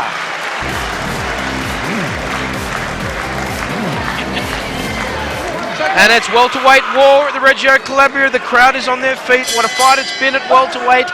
Tim the Hunter Hunt versus Junmar the homeboy Dulog, and they're straight into it in the 8th round. Another great round in round 7, Troy. You feel all Tim Hunt has to do for money in the bank to stay on his feet. All Dulog has to do Tripling is up the knock out. And he's still a puncher's chance, Junmar Dulog, and that's why the crowd is on their feet. Yeah, they're on their feet, make no mistake about it. Great triple jab there from Tim Hunt to start the round. Again saying, I will impose myself on you, Junmar, with my full range of skills, and it's been a great display. Let's hope for Tim Hunt's sake he doesn't do anything silly. As Junmar Dulog moves in, he wants to go toe-to-toe and exploit his puncher's chance and try and land that big left. Who knows what can happen in the sport of boxing. Well, he's come out all guns blazing as Dulog. And Tim Hunt, great counter punch there, and still keen to exchange here in the final 8th round. You might say that Junmar Dulog is going the whole hog at the moment, trying to find that that passage into the defences of Tim Hunt, but it hasn't happened so far. And he's stalking Tim Hunt around the ring, and his punch output has increased considerably. Hermie Bahol in the corner, willing Junmar Dulog come on as Tim Hunt takes advantage and opportunity there and lands 2 or 3 great effective scoring shots.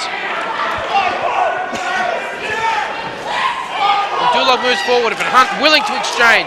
Loving the rounds he's getting here from Junmar Dulog. Knocks him back with a roundhouse right as Tim Hunt. And moves forward, compact, moving forward, loving it on the inside, both fighters. No clinches.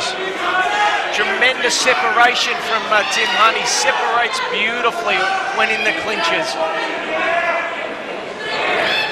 Very bright future on the horizon for the Hunter, Tim Hunt. All he needs to do is just stay away from the slobber knocker left hand of Dulog, and it's all over for Red Rover. Dulog having to move forward and try and initiate these exchanges, which is allowing Tim Hunt to counter, which he's doing excellently here, accumulating points on the judges' cards. Working the body again, Junmar Dulog gamely standing forward, wanting to go toe-to-toe. These two brave warriors in the 8th round. There's no quit in either of them as Tim Hunt moves forward. Had most of the action his own way, but there is no quit in Junmar Dulog. Keeps moving forward like a warrior, trying to counter Tim Hunt as he moves off balance and rolls straight back into it with a right uppercut. Wasn't that tremendous there? Tim Hunt bouncing off the ropes, then in a left uppercut. Excellent footwork, great hand speed, great combinations, and he's shown good power tonight. And Junmar Dulog will know all about it. These two warriors press forward, still going toe-to-toe as we get to the final stages of this fight. That mouse under the left eye of Dulog, it started out as a mini mouse, now it's an absolute Mickey Mouse. It's huge. Tim Hunt going back to the game plan, setting up behind the jab, 2 or 3 punches, is still willing to go onside, and Dulog on the ropes. And both these fighters deserve to be tied. Wow, there it is. That's all. Fantastic fight, great appreciation. These two warriors, and I think that's Tim Hunt. Dulog v. Hunt.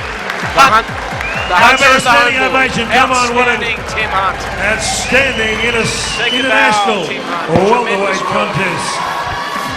Good fight, boys. Good fight. Thank you, Chris Jr. Give it a big bang. Thank you.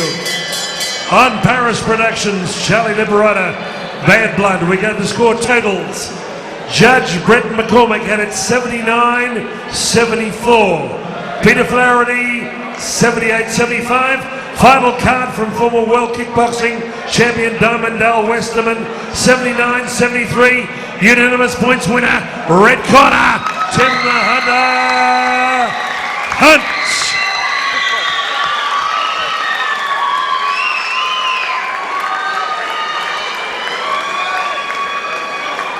Good fight, Tim. Good fight. Good fight. How about a big round of applause for a very good warrior from the Philippines via Team Bahal, Junmar Homeboy Dulog. Come on now! Here comes Joel Casey.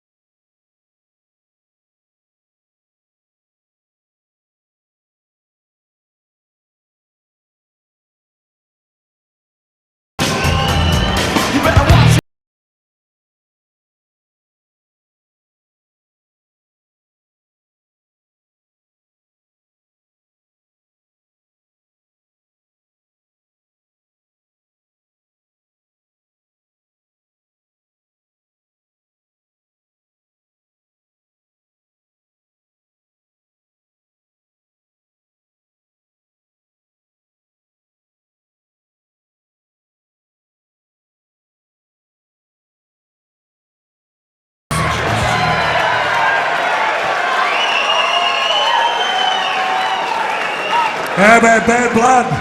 Oh.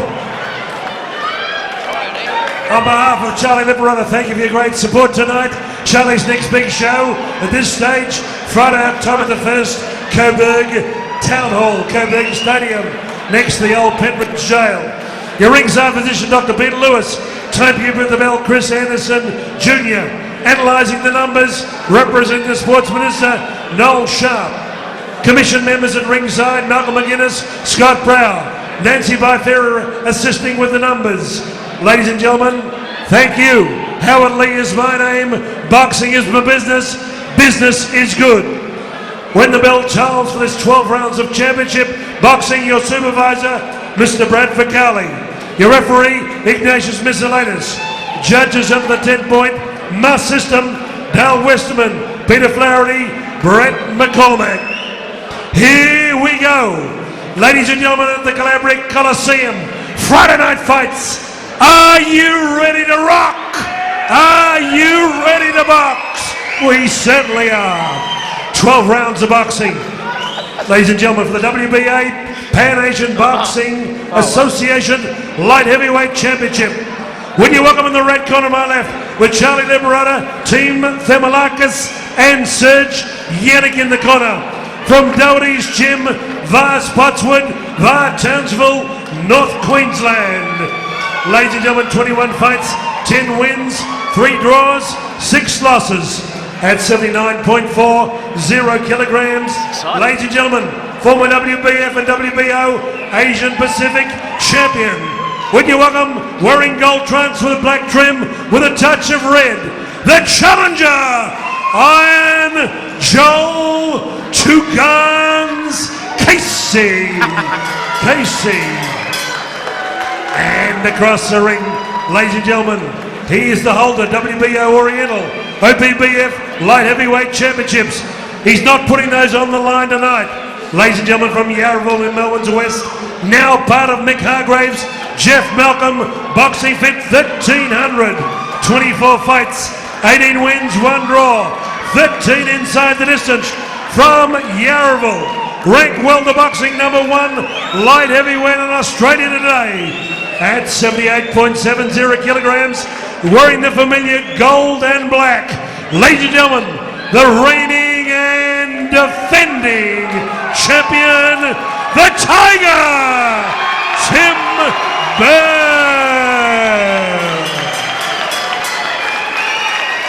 Here we go, Ignatius. World Championship referee Ignatius Miscellatus. Okay, boys, I've been through the rules. Welcome to the Racheal Calabria Club in Brunswick in the northern suburbs of Melbourne. The date is August 13, 2010, and you're watching Fight 4, the headline card of the Bad Blood fight. It's Tim Bell, the man himself, the PABA champion, versus Joel Casey. And I'm Patrick Skeen. Joining me as my co-host tonight is SEN Radio's Troy Zantuck. How you doing, Troy? Excited? Oh, am I excited? Another crowd there, fever pitch. Now this fight tonight is called Bad Blood, and it's because of this fight. This is two old sparring partners coming together. Thank you, promoter Charlie Liparotta. Let's get down to battle. Tiger Tim Bell, age 31, against jumping Joel Casey. Two Guns Casey, age 26, and the action is aplenty. And Casey in the gold trunks with red trim, and Bell in the yellow trunks with black trim. Casey looking to use his evasive skills as Tim the Bull Bell moves forward. The Tiger, he's only got one way, and that's straight in to expose any weakness you've got. And Casey's got to use the skills. He's had a lot of wins recently, Joel Casey, rebirthed his career in Melbourne, and here he is fighting for the PABA light heavyweight title held by Tim Bell. He's the reigning champion, and he's not going to give it up without a fight. And we've got Tiger Tim Bell, 24 fights, 18 wins, 5 losses, 1 draw. And he's got an extraordinary knockout ratio of 54% against Casey's 28. Casey's 18 fights, 10 wins. Well, we're talking one of Australia's pedigree fighters. He's ranked number 3 in the WBA, 11 in the WBC, 14 by the WBO. So this really is a rocky shot for Joel Casey, and he's up for it. He signed up for the fight. He wants to fight Bell. He wants to show he's the best light heavyweight in the nation. And Tim Bell with the orthodox stance, Joel Casey with the southpaw. And no one's really got the ascendancy here in round 1. Nothing significant landed by either fighter. Tim Bell pressing forward, and Joel Casey showing his skills in the latter stages of round 1. Interesting exchange pre-fighters. Tiger Tim Bell entered the squared circle, coming over to give Joel Casey a hip and shoulder. Casey just shrugging it off. An old rugby league nudge that was, but it's called Bad Blood, and there's these guys want to win. They know each other very well. They've sparred over 100 rounds together, and it's showtime to see who is the best light heavyweight. They won't die knowing. Absolutely. Joel Casey, old school skills, old school boxing skills. And obviously Tiger Tim Bell, well, everybody knows his modus operandi. He's a walk-forward puncher who takes no prisoners.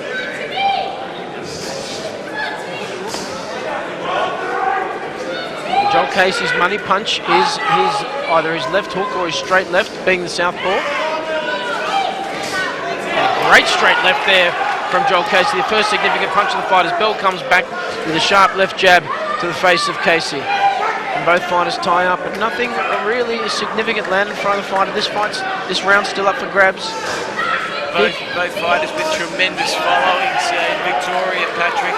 A full house here at the Racheal Calabria Club in Brunswick, and they're appreciative of this boxing extravaganza put on by Charlie Liparotta. There was as many boos as there was cheers for both fighters, so we're evenly split. All And the round judges will one. be evenly split after round 1, Troy.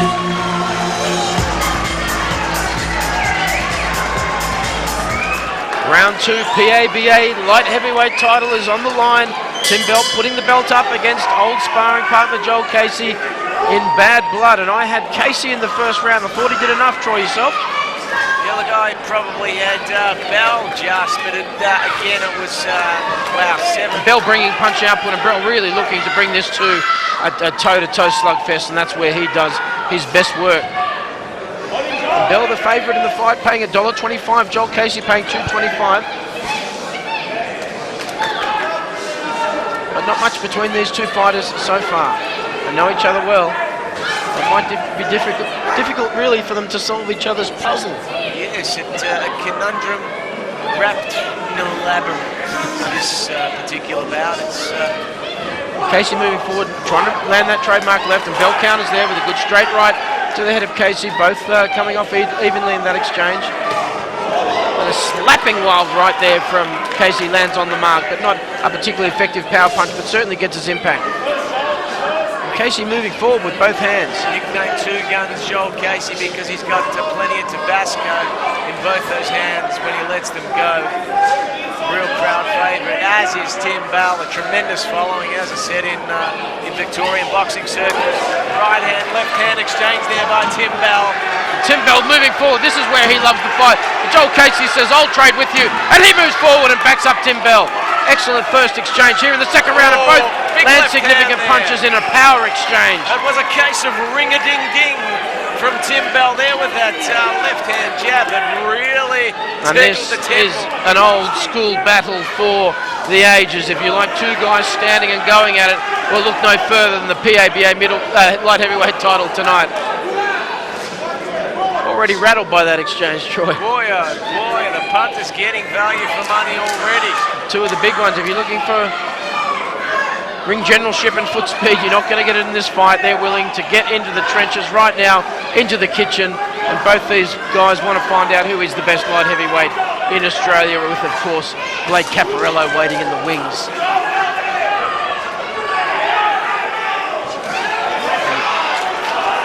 Can't question Joel Casey for his quality of opposition recently. Went over to New Zealand and put his WBF title on the line. Lost to Salem Punsabi, but went 12 big rounds. And this is a 12-round contest tonight. So Casey has recent experience of going deep and going long in a fight, as Tim Bell lands a very effective straight right there. And yeah, absolutely, Patrick. Tim Bell in the clinches. He's very good with that separation punch. Very, very good indeed. Casey looks to me like he's saying, "I want to take the best you've got to offer, Tim Bell, and I'm ready to go you as well, plus show my skills."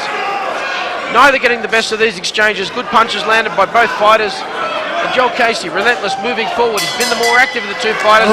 Excellent round two. Excellent round two. How'd you have it, Troy? Yes, sorry, Patrick. Bell. I had Bell in that round just again. Great Travis Two very, very close rounds. Round 3, PABA light heavyweight title is on the line. Tim Bell, Joel Casey, old sparring partners, going at it in Bad Blood. And Tim Bell starts off and lands, and Casey comes straight back. And these two want to go toe-to-toe in the middle. Who's this going to suit? Tim left hand there by Bell. Tiger Tim. And Joel Casey backs up a bit underneath the power, the relentless power of Tim Bell moving forward. And this is most where he wants to do it. Casey, you would argue, should be moving to the left, moving to the right, showing some defensive skills.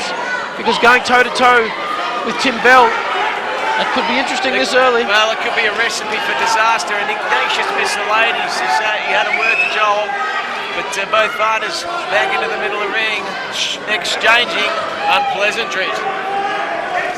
Still evenly contested, but Tim Bell getting the best of things early here in round 3, landing some significant shots. And Joel Casey in the first touch of bother, his experience in the round, he really wants to rely on the skills that he's been accumulating in the last 3 or 4 years, and lands a good left shot and right hand to the midsection of Tim Bell. And Casey moves forward, and Tim Bell wants to fight it out in the middle here. This is where he does his best work, but Casey is certainly coming back in this round, starting to land some shots of his own. What a great fight this has been today. The third round Scheduled to go 12. Skill, toughness, heart, both all on display here between these two fighters. And Tim Bell's got one style and one style only, and that's move forward and show you what you've got. And Joel Casey, he can fight a number of ways. He can come inside and out, but he's looking to stand toe-to-toe in exchange, and that's the way he loves to fight. We saw his two brutal wars with the junkyard dog, Kane McKay, early this year at the end of last year, and he really is his happiest toe-to-toe. But that may not be the plan that Charlie Liprod has mapped out for him. Charlie wants to move, use his skills, and not get caught in a trading war with the champion, Tiger Tim Bell. And Casey lands another good straight left hand. What you've got to like about Casey, he doesn't take a backward step, he just keeps coming at you. He's relentless. Well, so far, I think Casey's landed the most significant shots of this round as he backs Tim Bell into the corner, and Bell fights his way out easily and lands some good shots on the way out. And what an entertaining round. Round three's been swinging fortunes. So far, I've got Casey ahead as Bell lands a big straight right of his own. Very difficult fight to score, Troy. An extremely difficult fight to score, Patrick. Oh, they're being thrown willy-nilly. The punches. And the clean punches, both landing them, the effective aggression, well, both are being aggressive. It's a seesaw fight, ring generalship, or you give that to both of them in defence. Well, not much defence on display. They're both slugging toe-to-toe. Yeah, Bell with some right and left uppercuts there. They found the mark. And Casey moves forward. The fight's still up for grabs as they go toe-to-toe as Casey lands two significant shots on Tim Bell. He's like a freight train, isn't he, Joel Casey? Oh, and Bell finishes the round strongly. Casey claims the round, and I'd have to give that to Call Casey. for a silent auction. Elio Doria says Casey this in is that round, all. Patrick. Must put in your bids now for the silent auction. It's a war Round for 4, PABA sure. light heavyweight title. We're in a war, and these two warriors come out in exchange. Joel Casey looking to impose himself early, lands some big shots on Tim Bell, and Tim Bell steps back into the fray himself. Tiger Tim Bell and Iron Joel, Two Guns Casey, came out roaring at the start of round 4, Troy. Oh, did they come out humming? The crowd are on their feet. What a tremendous fight this has been. Charlie Liprod must have instructed his charge, Joel Casey, to come out and impose himself early and bank something to the judges as referee Ignatius Missilades gives a warning to Tiger Tim Bell for the use of the elbow. Casey trying to catch Tim Bell off guard early. He certainly won the early part of this round. Certainly. Absolutely spot on there, Patrick. Tim Bell reverts to his clubbing style that works well for him. High punch output. Casey lands a short, sharp left on the way out there for Tim Bell, and Tim Bell looks at 6s and 7s here early in round 4. He didn't expect this onslaught. It's caught him by surprise. Well, Tim Bell has got those championship qualities.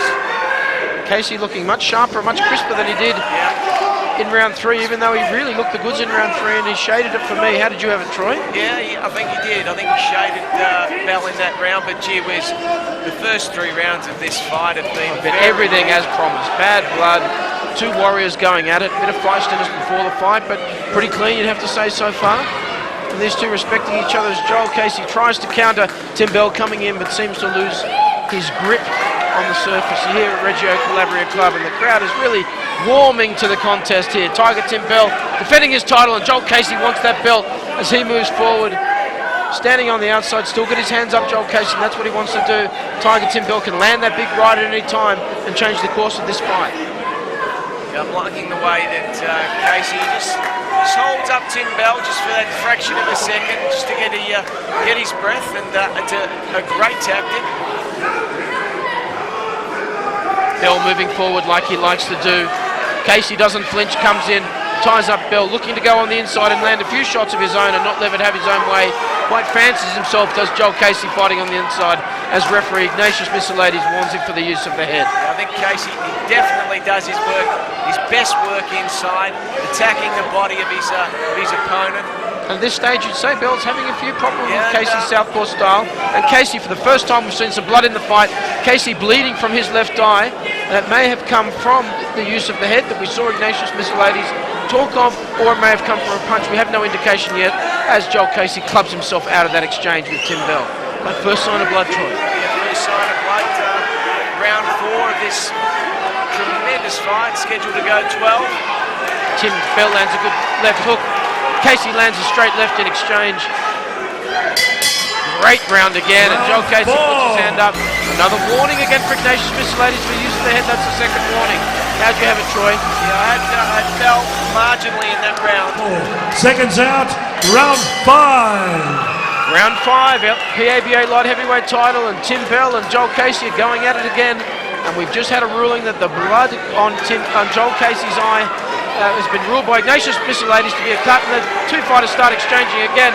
Bell getting the better of that toe-to-toe exchange with Joel Casey. So if it stopped because of that cut, Troy, the fight is over. Fight is over, and ring-a-ding-ding, Tim Bell comes out, all guns blazing in the first 15 seconds of this round. And that's a mirror of round 4 when Joel Casey came out and stole the early part of that round, and Bell's come out all business as these two exchange punches in the middle of the ring, and what a great fight this has turned out to be. Will this inspire Casey? He's fought a tremendous fight so far. Oh, excellent left uppercut landed. Tim Bell rolls back into the fray. He says he wants some more, showing no respect for Casey's power. A contemptuous look there by Tim Bell to Joel And Casey. Ignatius Missilades again warns Tim Bell for use of the head. Tim Bell just the way he likes it, Sakio Bika style, walking forward, clubbing, and looking to make some sort of mark there on Joel Casey. Lands a great straight right on Casey. Casey comes back and lands a combination of his own, not significant power shots, but certainly landing.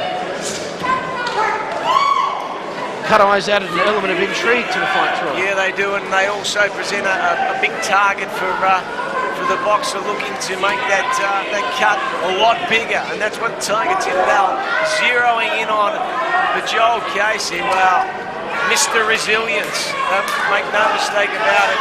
His resilience. So they both exchange left and right hooks, both fighters, and Joel tries to land a straight left down the pipe, but it lands on Tim Bell's shoulder, and tries to land it again, and Tim Bell punches himself out of trouble. Again, this is come into a power struggle, a battle of powers. They both stand inside the ring and very little clinches, and a warning again comes from Ignatius Missilades to Joel Casey. So quite a few warnings in this fight, but it hasn't seemed particularly malicious, or nothing bad's really gone on, Troy. No, nothing too untoward's gone on, but nevertheless, we've got one of the great fights. Except for Tim Bell doing a bull charge at the start of the round as Tim Bell lands a left and a right. And Casey's still moving forward. Another difficult round to score here in round 5. Both fighters moving forward, neither giving in, connecting cleanly, both of them. Strategy's gone out the window.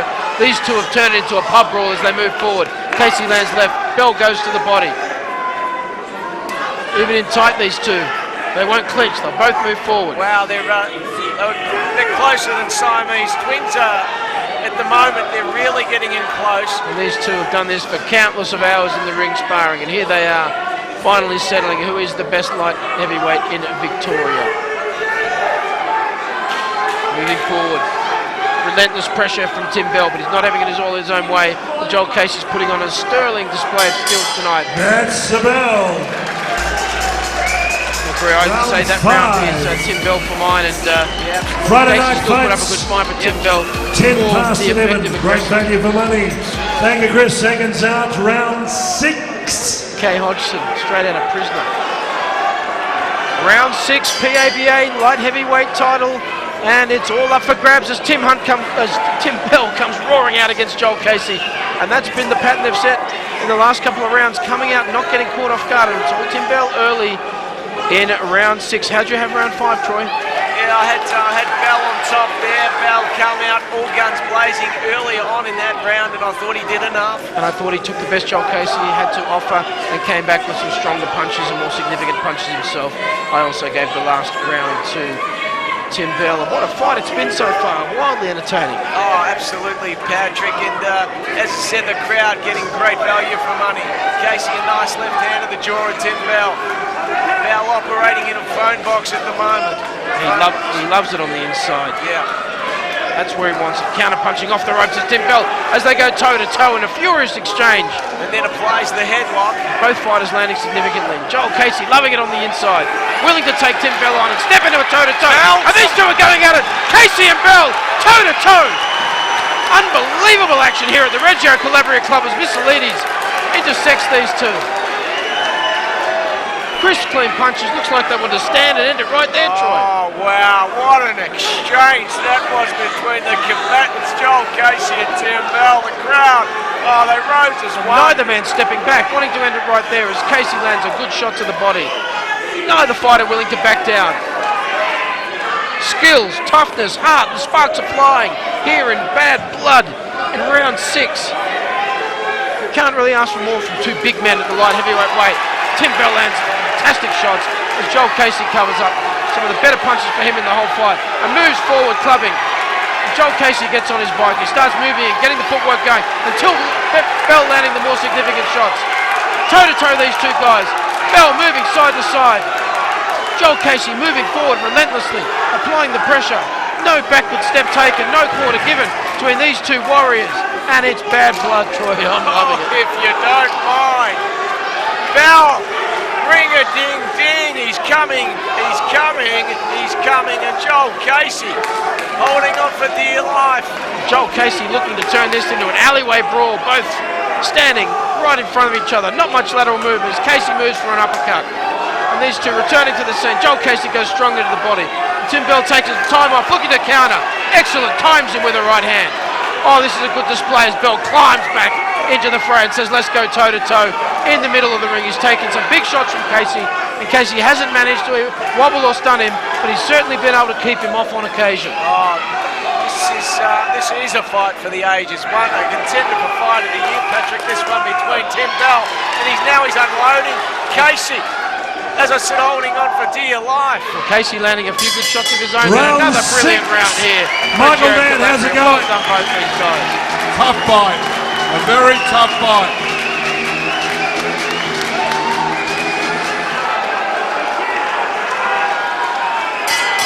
Round 7, it's the PABA light heavyweight title. Tim Bell versus Joel Casey. Toe-to-toe action so far for the first 6 rounds as we move into round 7. Both fighters showing incredible stamina and both landing shots in that exchange, Troy.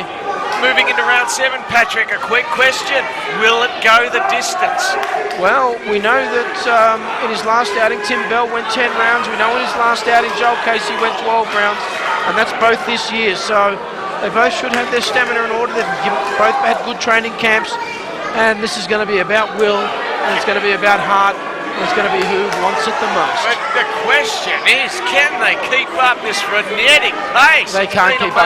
They can't keep up this pace. Someone has to break as Casey moves forward and Bell goes back to his clubbing style, moving forward, keeping his phenomenal punch output up that has got him to number 3 in the world by the WBA. Bell moves forward and Casey on the move now, and he needs that footwork. He needs every ounce of that footwork to keep Bell off and to get himself out of trouble. Or he can choose to go and trade with Bell like he did in the last round, and he got away with it. He did get away with it, but there's a sense of urgency now from Tim Bell. Casey employing some good stick and move there. He's still willing to come into the kitchen, get in there tight with Bell and try and smother it and remove those leverage. Bell needing to plant that left foot to land that powerful clubbing right that he thinks if he lands it, he can end the fight with. Bell hits best when he finds separation and he can use those telescopic arms. But a great left hand there by Casey. Casey proving himself strong enough to hold his own in this close quarters, the mauling and the fighting that Tim Bell likes, and that's what's going to make this fight very hard to judge. Yeah, I've got the fight even. I've got the fight even right now, Troy. You've got the fight. Yeah, I've got it in favour of Bell. But look, take nothing away from Casey. Look, it's very even at the moment. It really could go either way. As Tim Bell unloads, but Casey comes back with one of his own, a beautiful left hand. Casey definitely getting the better of that exchange and matching Tim Bell for power punches. Who can ask for more from two big light heavyweights? Casey lands an excellent right jab there. Southpaw style still proving tricky for Tim Bell, and Tim Bell cannot impose himself on this fight. Gee, that left hand, that was found the sweet spot there. And certainly got the judge's attention. He's doing some great work, and he's landing some of those straight lefts. They don't have the power of those big lefts he's been landing, but they will certainly accumulate points on the judge's cards. And Tim Bell comes in with some clubbing lefts and rights of his own. Casey would say he's ahead in this round. He could bank this round. He doesn't have to get in these exchanges. He can save himself. Still a lot to go in this fight. Casey not showing any signs of any stamina issues. His mouth guard's come out. Joel Casey's mouth guard has come out in the centre ring. Missaliti's called times out, and I do detect a cut on Tim Bell's nose. I'm seeing some blood. And they've done some excellent work in the corner of Joel Casey, who's closed off that cut, and Joel Casey can see that as his warrior takes the mouth guard in for Ignatius Missilades, and the hostilities resume. And it's hot in the kitchen. Let me tell Round you. Brilliant round to 7. Joel Casey, and he's back in this fight, that's for sure. Joel Casey that round. Round 8 of a wildly entertaining PABA light heavyweight title, Tiger Tim Bell versus Joel Casey, and these two are at it again. Casey in the gold trunks, red trim, Tiger Tim Bell, yellow trunks, black trim, and they're going toe-to-toe straight into the kitchen at the start of round 8, and this has been a phenomenal fight, and Tim Bell lands a great inside right there, and they're straight back into it, Troy. It's amazing. This is a breathtaking war. Both boys, if I'm not mistaken, both got cuts. So there's both big targets there. And Tim for Bell both fighters. cut over that right eye in the last round, and Casey's cut over his left eye soon to be cleared up. So it's even Stevens on the cut front, and some great work's been done by Charlie Lepotter in the corner. And Tim Bell has flashed Malcolm as Tim Bell moves forward and gets in the better of a clubbing exchange. That was a rock and roll punch there by Bell. And Tim Bell having a great start here to round 8. And the pace hasn't let up, Troy. These two warriors relentless going at each other.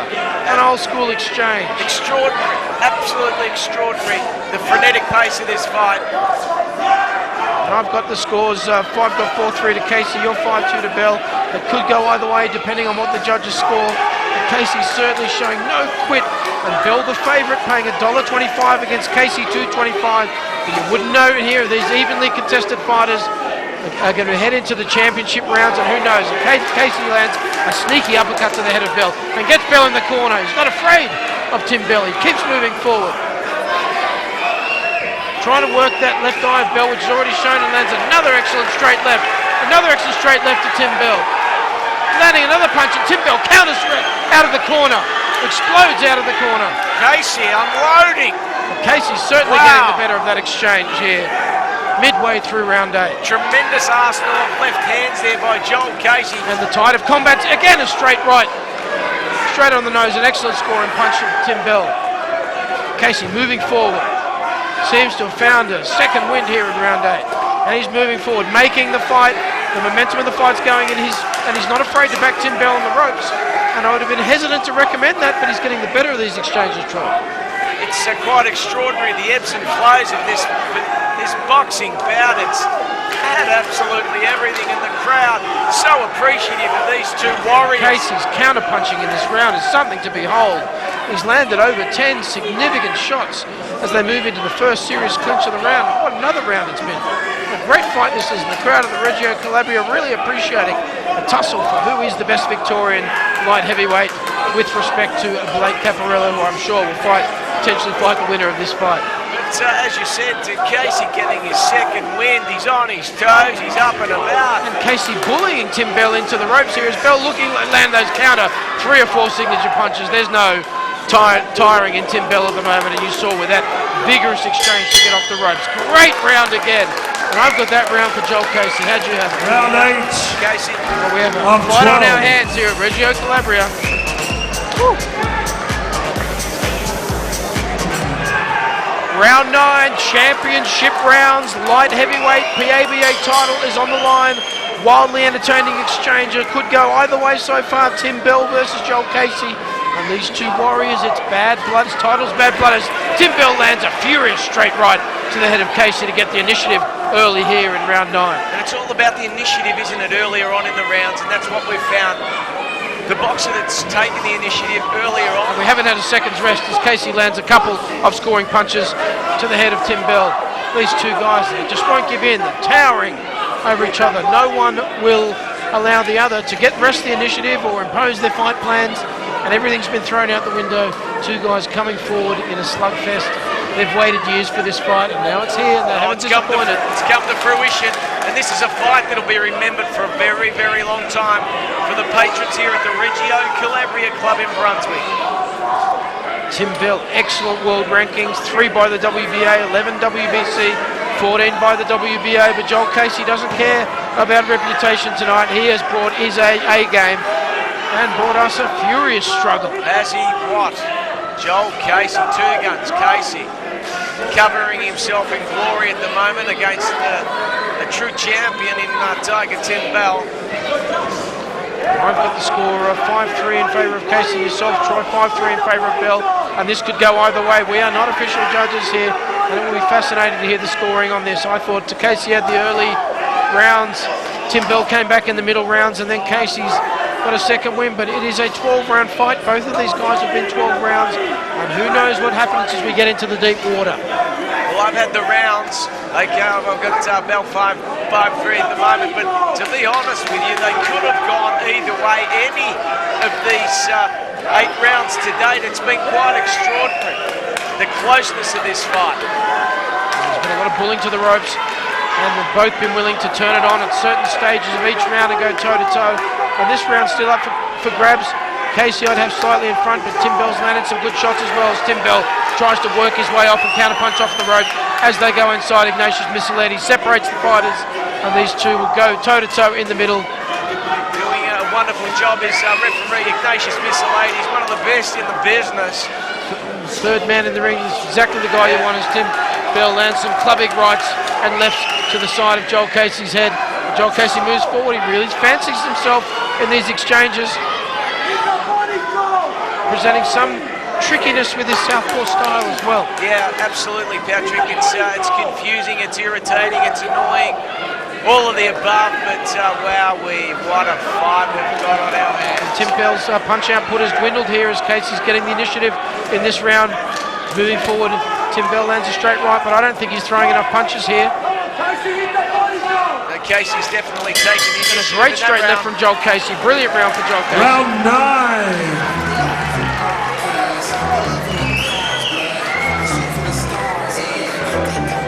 Seconds out, round 10. Rob Smith, 8 Panoso. Alan Ibrahim, Brad Round 10, Beasley, 12 Rob minutes Smith, to go in Beasley, an Ellie after the intriguing fight. contest. Panoso, Smith, PABA Ibrahim light and heavyweight Beasley. title. They both win this Beasley. belt. Tiger Tim Bell, the reigning and defending champ, versus Come the on, let's challenger get behind Joel these Casey. two warriors. He's bringing his A game as It's they a both trench come warfare. charging out into the fray. Bell getting the better of the exchange, but Casey landing some very good shots as well. Troy, how'd you have that last round? Yeah, had that round in favour of Casey, and again, just not much in it at all. And it was about punch output that last round for me. But, The cleaner punches, the more effective aggression, the ring generalship, and good defence by Casey. But defence hasn't been a feature of this war, has it, Troy? It certainly hasn't. It's definitely been a war of offence. And the tide of the flow of the fight for me has shifted to Casey in the last 2 rounds. And again, Bell landing enough shots that could Nice the left judges hand looking there either by way. Bell that found the mark. Bell certainly starting out this round more composed and really taking the initiative to Joel Casey. Casey still moving forward. Looking for a way to land that left hand, which he scored consistently with over the night. And both of them staying off the ropes at the moment, so they're really more content to stand in the middle and trade blows, which has made it a very crowd-friendly fight. Some blood I saw coming from the eye of Joel Casey at the end of the last round. That seems to have stemmed as well. The cuts don't appear to be a factor at this stage. Great work, and that's what you get from having Flash Malcolm and Mick Hargreaves in your corner, and Charlie Liprota and Serge Yannick in the other corner. You have guys that don't panic. Neither of these guys are panicked, and they're presenting themselves for battle here in the 10th and final round. Tim Bell getting the better of these exchanges. Joel Casey landing a good left. But the pace has slowed a little bit here in round 10, and it had to, Troy. Well, just when you think Bell, he's coming back, Casey comes back with something of his own. Landing some great shots of his own, and Bell lands nothing significant, but they're all scoring shots on the head of Casey. Casey's still trying to counter both fighters getting tired, but they don't care. They're moving forward. One wants the belt, one wants to keep the belt, and who knows at this stage, the fight's still very much in the balance. Casey lands a good straight left on Bell. Bell moves forward and moves into a clinch as they stand toe-to-toe in the centre of the ring. Neither fighter willing to give in. And what a fantastic fight this has evolved to as the crowd rises to their feet here at the Racheal Calabria. These two warriors not giving an inch. Tim Bell's corner being very vociferous at the moment. They want their charge. They want their charge at range. They want those telescopic arms working overtime. But Joel Casey, he will not be denied. Tim Bell trying to maul maul Joel Casey and trying to bully him, trying to work the strength differentiation. Lands an excellent straight right to the head of Casey and another right round hook again. And Casey still moves forward and tries to land that signature left, straight left of his. There were some heavy body shots there by Tim Bell. And I'd say Tim Bell got the better of that round. He's back in this tumultuous fight. Amazing fight. Seminar, Mr. David Young, guest speaker.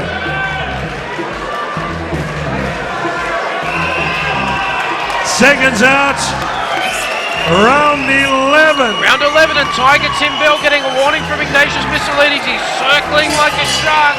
He's ready for round 11 in this PABA light heavyweight title against Joel Casey. And two guns move forward and Tim Bell lands a straight right. Casey lands a straight left and these two are at it again. Toe-to-toe action from start to finish. How'd you have the last round, Troy? Had the last round, Bell. Just again, I know I'm sounding repetitive, Patrick, but this fight's had it all. It's been close, it's been tough in the clinches at range. The crowd are absolutely lapping this up. What a great war it's been, and neither fighter getting the ascendancy. And Bell getting the best of the early exchanges in round 11, and that's how it's been the last couple of rounds. Bell comes out hard. He's like a tiger stalking the ring and moving forward, but Joel Casey, no quit in him. He continues to move forward and landing that trademark left. Lands another straight left on Tim Bell, and these two choose to go toe-to-toe. Some blood coming from Bell's mouth now. Oh, they go to toe-to-toe. Big right hand from Bell, and Joel Casey's legs go rubbery for the first time in the fight. It's had an impact, but you won't stop Casey coming forward. Oh, big left hand there by Tiger Tim Bell. It's Rob Casey. Right, left. Right, Joel Casey stands toe-to-toe. The crowd's on their feet. This is an extraordinary fight developing, and Tim Bell finding his range with those straight rights and getting the better of the power exchanges. Oh, Patrick, ring-a-ding-ding, Tim Bell. This could be fight of the year we're looking at, Troy. Bell moves back into the fray, definitely getting the exchange and the first signs of power showing on Joel Casey. But he's still willing to move forward. He will not accept Tim Bell imposing this big right hand to be the factor in the fight. He wants to land his left and moves forward. Tiger Tim Bell looking a bit tired, but launches back into the fray as Casey moves to the clinch. Ignatius Miscellanies separating these two super tired warriors here in round 11. This is the fight of the year we're witnessing, ladies and gentlemen. Both sections of the crowd willing on their man. Jail reporter Serge Yannick crawling. Crowd start chanting for Timmy Bell here. And what a round this has been in round 11. The most one-sided round of the fight, but Joel Casey's still there throwing that left. Oh, that big left exchange hand there of by left Bell. hooks and rights. Another left hand there by Bell. Come And back, Casey's down and goes down for the first time. Casey's down in this war. Will the warrior get to his feet? Ignatius Miscellanies putting the count on him, and it's all going Tim Bell's way. This warrior only knows one way forward. The crowd is on their feet. Here at the Racheal Calabria, bad blood it is turned into. There's blood on both fighters as Tim Bell goes to land the knockout punch. Furious exchanges from both fighters, no quit. Joel Casey seems to have regained his senses after that brutal knockdown. Whoa! Bell, Shabengo, Bell. He unloaded furiously on Joel Casey. The mouth guards come out. Casey gets the mouth guard put in by referee. Casey's now bleeding heavily over the left eye and comes out and lands a big shot. If he gets caught in those power exchanges, big round for Timmy Bell. The crowd is on their feet and Joel Casey still stands tall.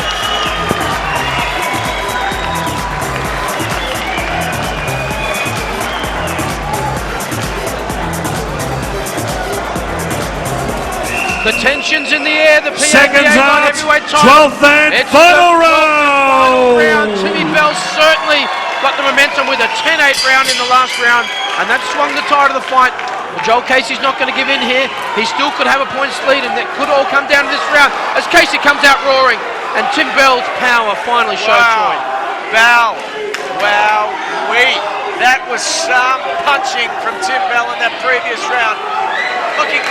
Bell looking to finish it there as Casey lands a big left hook, but you're not going to keep Tim Bell at bay. He's got a granite chin, as has Casey, who's shown he's with both fighters with some big punches tonight. Amazing Bell moves forward. Amazing resilience, Patrick, by Joel Casey as Tim Bell peppers him with left and right. And looking like he's got the more powerful punches now as Casey starts to back up under this onslaught. Joel Casey, gee, he's brave. His bell bleeds from the mouth, but he moves forward. Holy guacamole, the intestinal fortitude of these two fighters. As It's Casey something lands a to big behold. overhand left, and they're going to go toe-to-toe. Oh! And he rocks Bell back for the first time in the fight as Casey lands a significant left.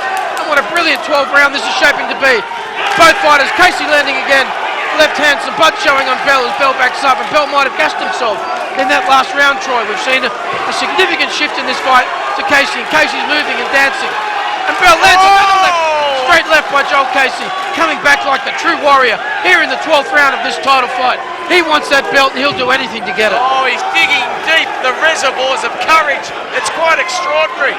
The crowd are on their feet. And Joel Casey, the Warriors, stepped it up. And Tim Bell hasn't landed any significant punches. Casey well ahead in this 12th and final round after a big round for Tim Bell in the previous round, the 12th. Casey lands another straight left. He's really got his range going on those left. And who wants it the most? Who's going to come home the strongest here? In bad blood, Tim Bell launches back into the fray. Casey responds with a left of his own. And these two Warriors won't quit. Can you believe this? This is an extraordinary fight that's taking place, and the crowd are on their feet at the Racheal Calabria Club. The crowd are on their feet. Both corners are shouting. left Tim hand Bell lands by Bell. a left hook, and Casey comes in and lands a left of his own. And Tim Bell's roared back into contention here in round 12. Rounds up for grabs. Casey moves forward. Both fighters tired. Swing there from Tim Bell, and they deserve to be tired. They've put on a great show. As Casey again counters with a straight left and times it beautifully. Who can you say? The crowd willing both fighters home in the final stanza. The crowd is on their feet.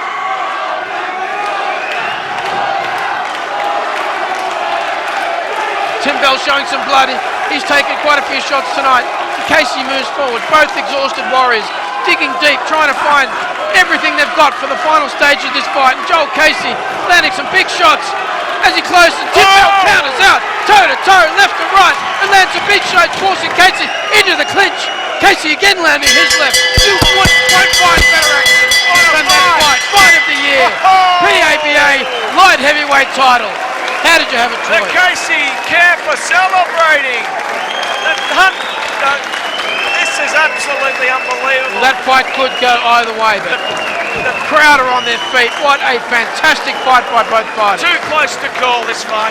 What a fight. The crowd a standing ovation, Patrick. And let's go to the judges. Come on, how about a standing ovation? Come on, they deserve that. Beyond the call of duty. Ladies and gentlemen, it's a split decision.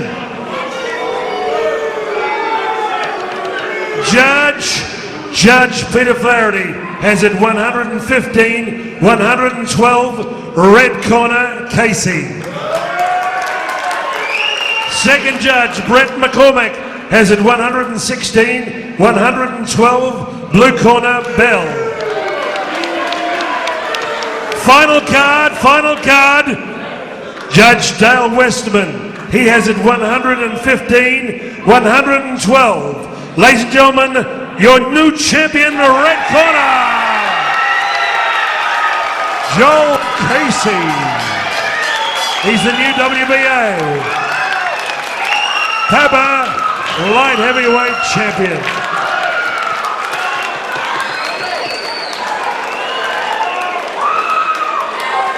Give Tim Bell a big round of applause. Tiger Tim Bell put in a great, defiant performance.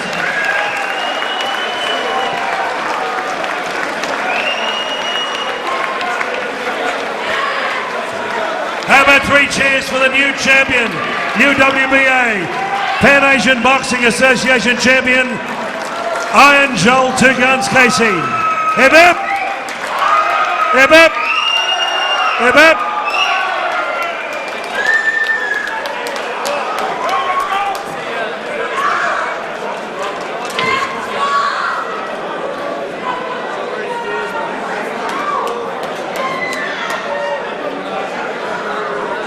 Joel, congratulations. You boxed a beautiful fight there. Jab move, jab move.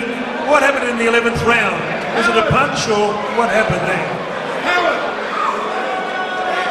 As we know, Tim Bell is a demon, mate. He's so strong, eh? full merit to Tim Bell. Thank you very much. Every round, every minute of every round, I had to dig deep. I was hurting a lot of that fight. He's a champion, eh? I trained for 6 months and planned for 6 months to fight him and take this off him tonight. I put day in, day out, hour in, week out just to get this chance. It was the hardest thing ever. Thank you to Charlie Liberato for making this happen. Thank you to Serge, Yannick, for your sparring partner to help me, right? And thank you everybody for coming here tonight. Thank you very much for the support. Love you guys. Thank you very much. Thank you, Tim Bell, for giving us an opportunity to fight you. You're a champion inside the ring. You're a bit bigger champion outside the ring, mate. And show your true colours here. You give us all you had. And Joel was just a little bit fitter, maybe. I don't know. Maybe he just come out and produce his best fight. You know, we knew Tim was the favourite, but we had to go. Oh well, we won today. Tim will live to fight another day. Thank you very much for coming out and supporting me at the Racheal Calabria Club. We'll be back here for more boxing. Thank you very much. Good to see a great big crowd. Enjoy the night. We're going to go and have a beer. Come along. Charlie, you're out on your feet. Howard Lee on behalf of Charlie Liberato, Ringside Promotions, saying protect yourself at all times. Reach for the stars. May God bless. Peace on earth. Paris Productions. Keep punching. Big night of boxing, our main event. A major upset. Iron Jolt 2 Guns Casey took Tim Bell, Tiger Tim Bell's World Boxing Association, Pan Asian Boxing Association Light Heavyweight Championship split decision. Earlier winners Susie Ramadan, Serge, Yannick, and the Hunter, Tim Hunt. From the Calabria Stadium, Brunswick West, on behalf of Charlie Liberato, Paris Productions, keep punching. See you soon. Good night. Good night.